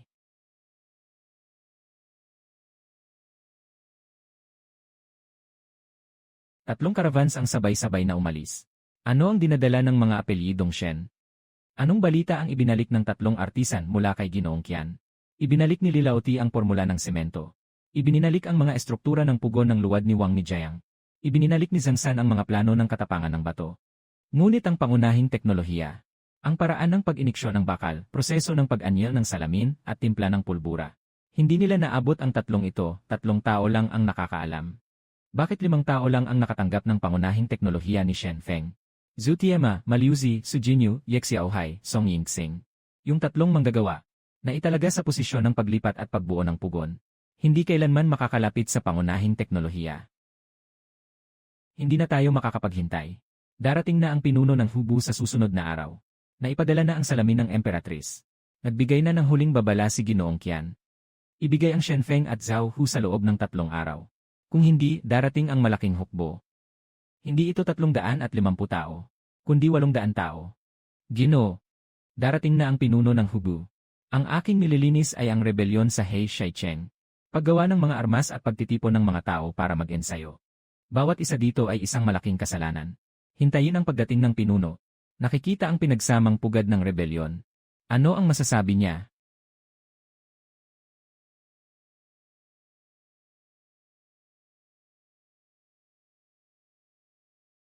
Sinauna. Sa huli, si Yondi. Inutusan tayo ni Li Chongwen na ibigay ako at si Zhao Hu sa loob ng 3 araw. Kung hindi, ang 800 sundalo ay papalibot sa lungsod. Sinasabi ni Shen Ye na dapat akong lumabas ng lungsod kasama ang 800 tao. Ito ay talagang aking usapin. Dala ako ng talaan sa Liangzhu upang magpahayag ng pagsuko. Palitan si Li Chongwen upang umatras ang mga sundalo. Hindi ka papunta para mamatay. Gusto mong mabuhay at makita si Li Chongwen na bumagsak. Labanan ito ay laban ng lahat sa Blackstone City. 800 tao, parang marami. Pero mas mataas ang aming mga pader ng 2 talampakan kaysa noong nakaraang beses. May 6 pang balista. May dagdag na isang siege engine. Noong nakaraan, nakapagpigil tayo ng 350. Ngayon, makakapigil tayo ng 800. Nagdagdag tayo ng 3 bakal na pintuan sa likod ng pader. Kailangan ng doble na oras para basagin ito. 3 siege engine ang magkakasalubong. Walang patag na lugar, ang supply ng pulbura ay nadoble. Lahat ng gamot sa sugat ay nakahanda na. Pinalawak ang medical na tolda sa 3 silid. Tumaas ang lakas ng apoy ng halos doble. Sila pa rin ang mga sundalo. Sila ang makikipaglaban sa laban na ito. Handa na ang signal ng apoy. Kapag may nakita tayong kaaway, agad na itaas ang apoy. Mula ngayon, lahat ay pumasok sa posisyon ng labanan. Hayaan silang makakita kung ano ang tunay na sistema ng depensa.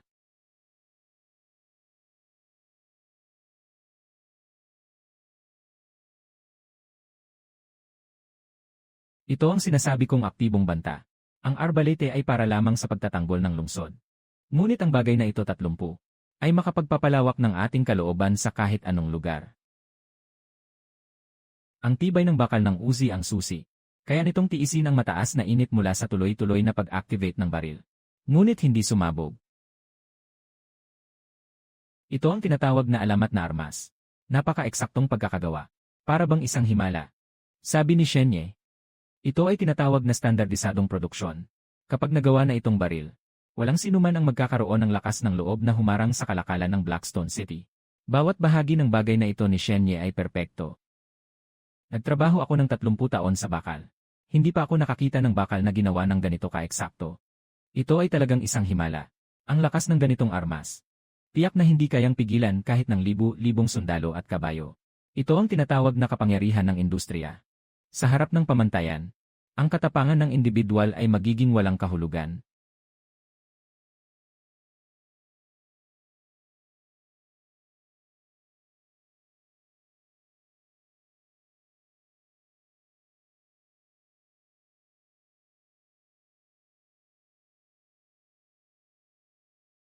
May mahirap na laban sa loob ng 3 araw. Mas marami ang mga sugatang tao kaysa sa nakaraang pagkakataon. 3 tolda. 12 na operating table. Sapat ang gamot para sa 100 tao. Nagsanay ang kuponan ng mga kababaihan. First aid at pag-alaga. Dalhin ang malubhang na sugatan dito sa akin. Kayang ayusin ng mga bahagyang nasugatan. Kung sobrang dami ng malubhang na sugatan, kaya mo bang makayanan? May natutunan ako habang nasa Excel. Kung hindi ka na kaya, mamatay ka na. Nung ginagawa mo ang baril, pagtatayo ng pader, at paggamit ng pulbura, naisip mo na ba kung kaya mong tiisin? Hindi. Ako rin. Gawin mo ng maayos ang dapat gawin. Hindi natin kontrolado ang resulta.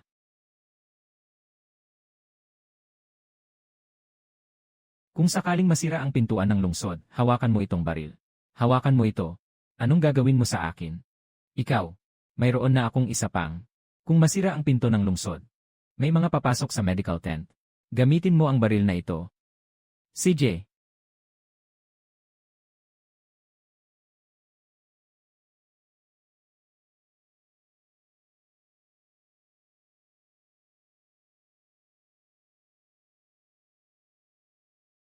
walang 800. At may mga siege tower pa. Tumugtog na ng kampana.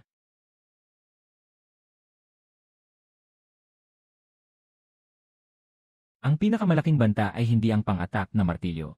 Ang mga archer sa Tor ay kayang pigilan ang ating mga balistang pang-attack. Unahin nilang talunin ang mga archer sa Tor, naiintindihan. Guro ng kabayo, palitan ang katapusan ng bato ng baril na may paputok. Tumutok sa pang-attack na Tor. Unang putulin ang Tor. Mabagal ang galaw ng pang-attack na Tor. Target ang unang putok sa kaliwang lalagyan ng pulbura. Sindihan ang maliit na lalagyan.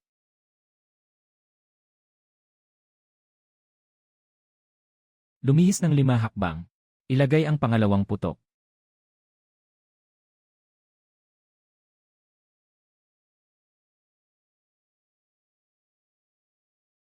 Tamaan ang kanang bahagi. Aram ang martilyo. Gamitin ang kalasag para protektahan ang mga binti. Lahat ng nasa hadang bato, umakyat. Itayo ang itim na bato sa lungsod habang itinatayo.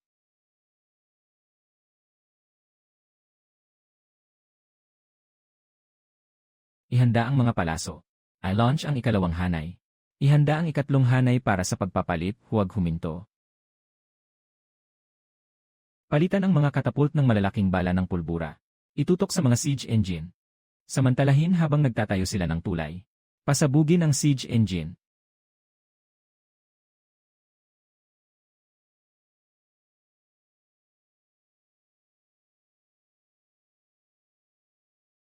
Sa harap ng pinto ng lungsod ng katapult, takpan ang mga lalagyan ng pulbura agad. Masyadong malapit, 30 hakbang mula sa pinto ng lungsod. Pinakamababang distansya ng pagbaril ng katapult. Kahit saan ilagay, kailangan itong ilabas kahit sumabog sa pader ng lungsod.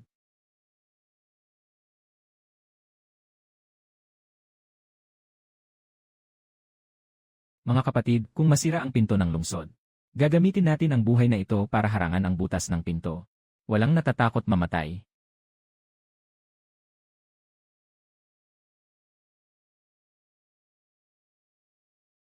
Ipasa mo sa iyo ang kapangyarihan sa pamumuno sa bato. Ipagpatuloy ang pagpigil gamit ang balistang panghampas. Ginoong Shen, bakit ka bumaba? Pagkatapos mabasag ang pinto ni Zhao Hu, magkahiwalay kayo sa magkabilang panig. Magbigay daan sa akin para makapwesto. Sapat na ang matagal na sibat ni Ginoong Shen.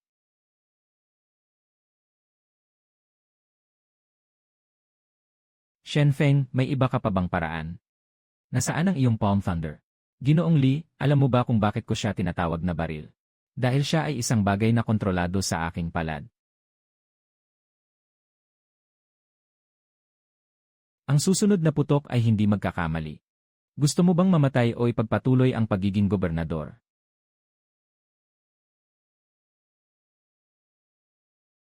Bumalik na ang mga sundalo.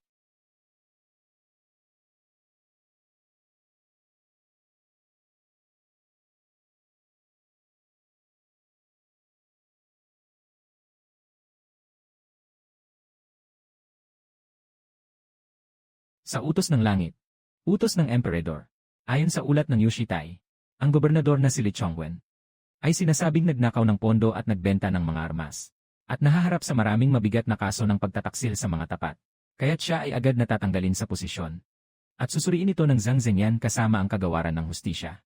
Si Sun Desheng ay kasamang sinisiyasat ayon dito.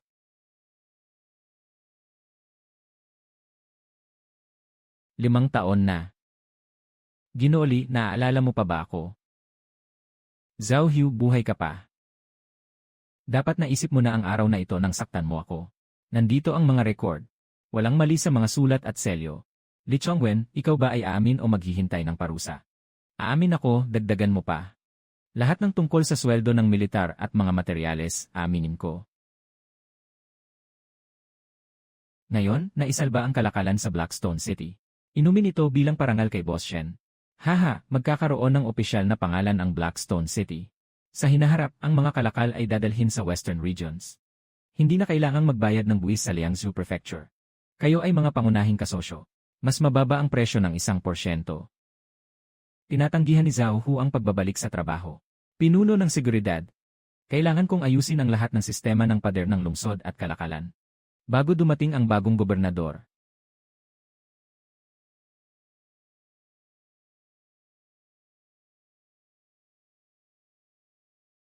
Ang utos mula sa emperador ay dumating sa Blackstone City, ang nagkasala na si Shen Feng ay tinanggap ang utos. Ang mamamayan na si Shen Feng ay tumanggap ng utos. Sa utos ng langit, ipinahayag ng emperador. Ang Blackstone City ay nasa hilagang kanlurang bahagi. At ang mga tao rito ay may simpleng ugali. Masaganang yaman. Ang mga pinatalsik na si Shen Feng ay nanguna sa buong bayan sa pagtatayo ng mga pader ng lungsod. Nagsulog ng mga ladrilyo at nag-ukit ng bakal. Nagbukas ng mga ruta ng kalakalan. Nagtanggol laban sa mga kaaway. Talagang nakatulong sa bayan. Kaya't pinalitan ng Blackstone City bilang Blackstone Border Town. Itinalaga si Shen Feng bilang pinuno ng bayan. 1-0 taong walang buwis. Karapatan sa malayang kalakalan. Pinapayagan ang pagmamay-ari ng mga armas para sa sariling depensa. Ang lahat ng mga dating excelled na nakatala sa Blackstone City ay aalisin sa talaan. At magiging bahagi ng mga rehistradong residente sa hangganan. Kapalit ng parehong karapatan sa mga mamamayan ng Liangzhou. Inilagda. Ay.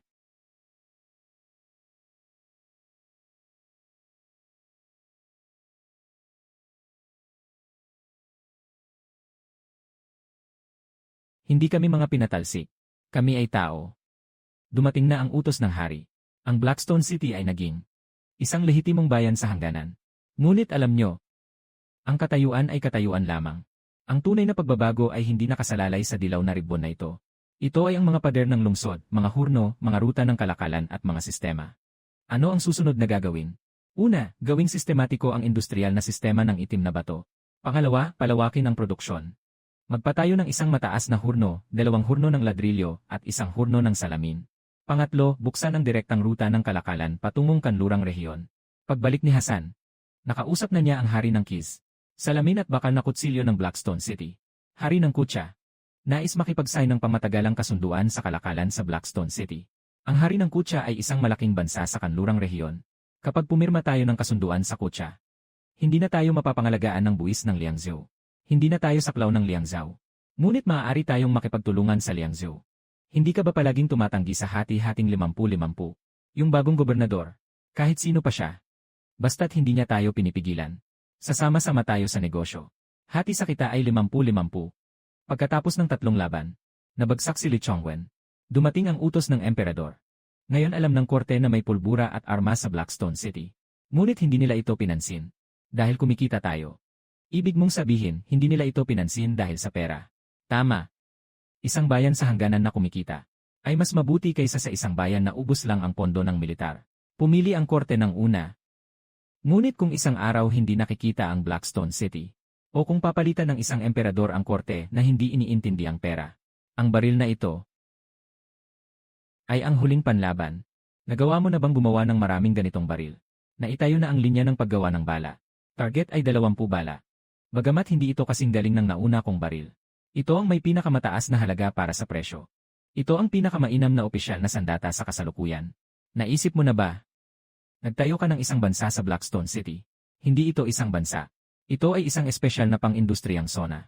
Isang lehitimong espesyal na pang-industriyang zona na kinikilala ng pamahalaan at kayang magbayad ng buwis. Kapag ang halaga ng Blackstone City ay umabot na sa puntong nakakaapekto sa buong kita ng hilagang kanluran, hindi lang tayo gagalawin ng korte, kundi po protektahan pa tayo.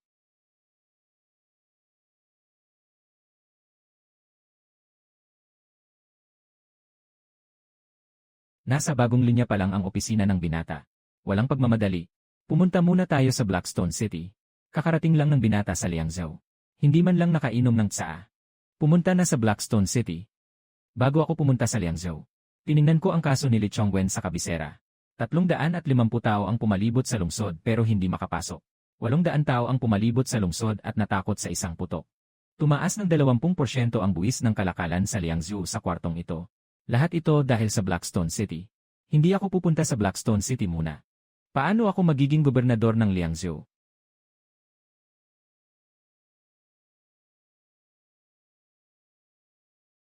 Limang talampakan ang taas ng pader.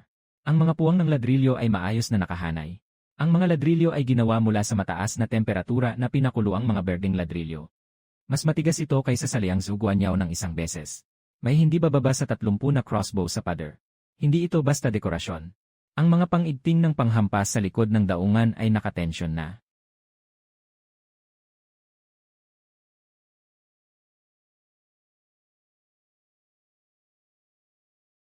Ito ay hindi isang konsentrasyon ng mga nakaligtas. Ito ay isang industrial na bayan.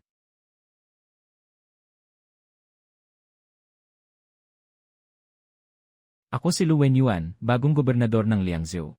Akala ko ay si Ginoong Lu na nagkukubli. Si Ginoong Lu ay hindi katulad ni Li Chongwen. Si Li Chongwen ay nandito para agawin ang iyong pugon. Nandito ako para matutunan ang iyong pugon. Boss Shen, pwede mo ba akong mapanood sa iyong horno? Sige po.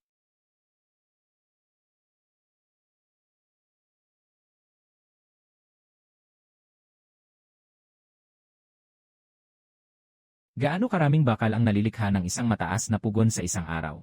Humigit kumulang 200 libra ng raw na bakal ang isang batch. Dalawang mataas na pugon ang sunod-sunod na sinusunog. Sa isang araw, pwedeng makagawa ng 400 libra.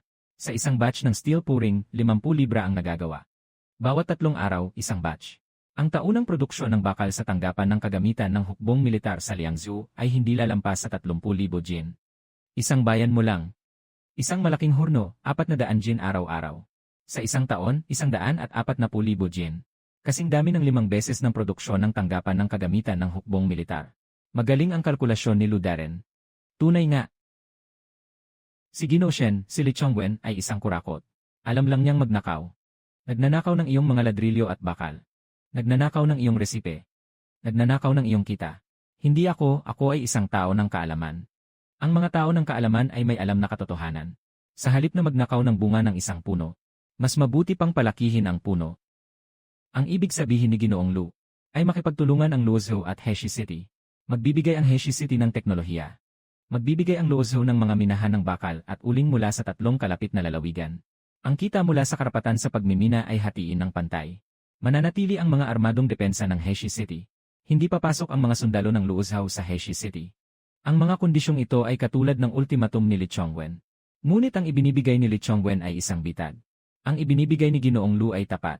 Ang kondisyon ni Li Changcheng ay, kailangan mong ibigay ang teknolohiya bago kanya turuan. Ang kondisyon ko ay ibibigay ko sa iyo ang minahan. Para mapalawak mo ang produksyon. Nasa iyo ang minahan. Nasa Blackstone City ka. Nasa Liangzhou ako. May 150 milya tayong pagitan sa disyerto. Ang gusto ko ay tumaas ang buwis sa kalakalan ng Liangzhou. Ang gusto mo ay ang ligtas na pag-unlad ng Heshi City. Hindi nagkokontra ang ating mga interes. Sang-ayon. Ang bagong gobernador ay hindi kaaway. Ngunit alam ko na kapag pareho ang interes, tayo ay magkaibigan. Ano ang nangyayari sa mga salungatan ng interes? Masayang gabi, masiglang gabi, hindi kumakain, hindi pinapabayaan. Ang amoy ng pag-unlad ay umaagos, hindi tiyak. Nakapaskil na ang anunsyo para sa mga talento. Sinumang may kasanayan ay maaaring mag-apply. Kabilang ang mga nahatulan. Kasama ang pagkain at tirahan, buwan ng sahod ng isang liang. Ang kita mula sa kita ay ibinabahagi, kasama ang pagkain at tirahan, buwan ng sahod ng isang liang. Kasama ang pagkain at tirahan, buwan ng sahod ay isang liang. Maaari ka ring makakuha ng bahagi sa kita kung may pangunahing kasanayan. Ang pagkakaroon ng bahagi sa kita ay may kasamang pagkain at tirahan. Ang utos na ito para sa mga talentado ay hindi biro. Basta't mayroon kang espesyal na kasanayan. Pagtitibag, kahoy, plastering, pag-aapoy, paghahabi, gamot sa bato, lahat ay tinatanggap.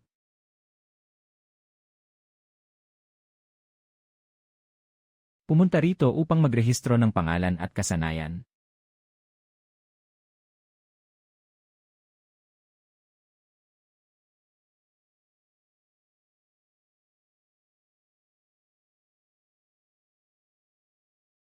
Mahigit 50 na ang nagparehistro ngayon. 30 estudyante sa klase ng metalurhiya ni Zhoutai. 25 sa klase ng arkitektura ni Matiezi.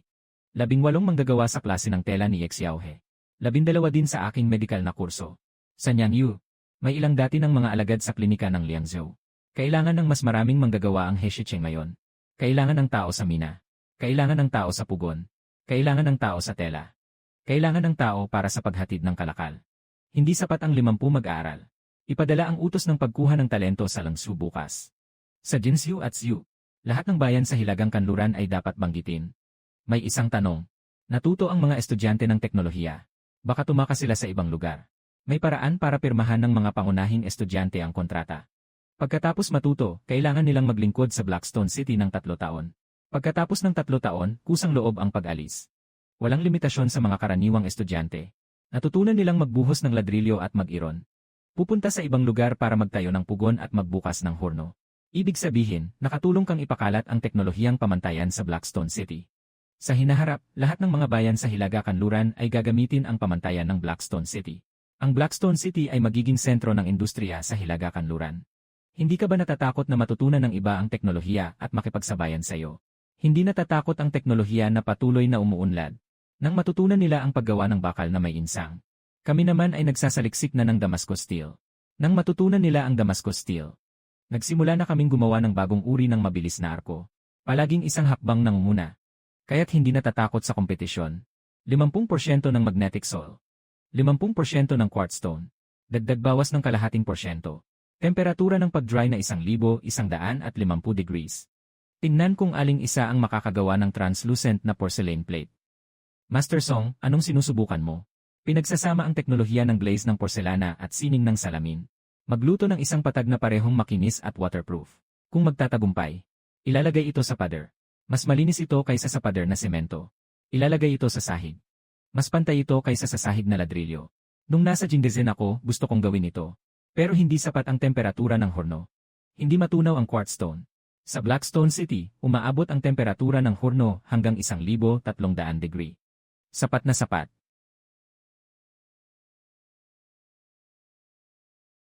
Ito ang ceramic tile. Kung magagawa ng mass production, magkakaroon pa ang Blackstone City ng isang pangunahing produkto.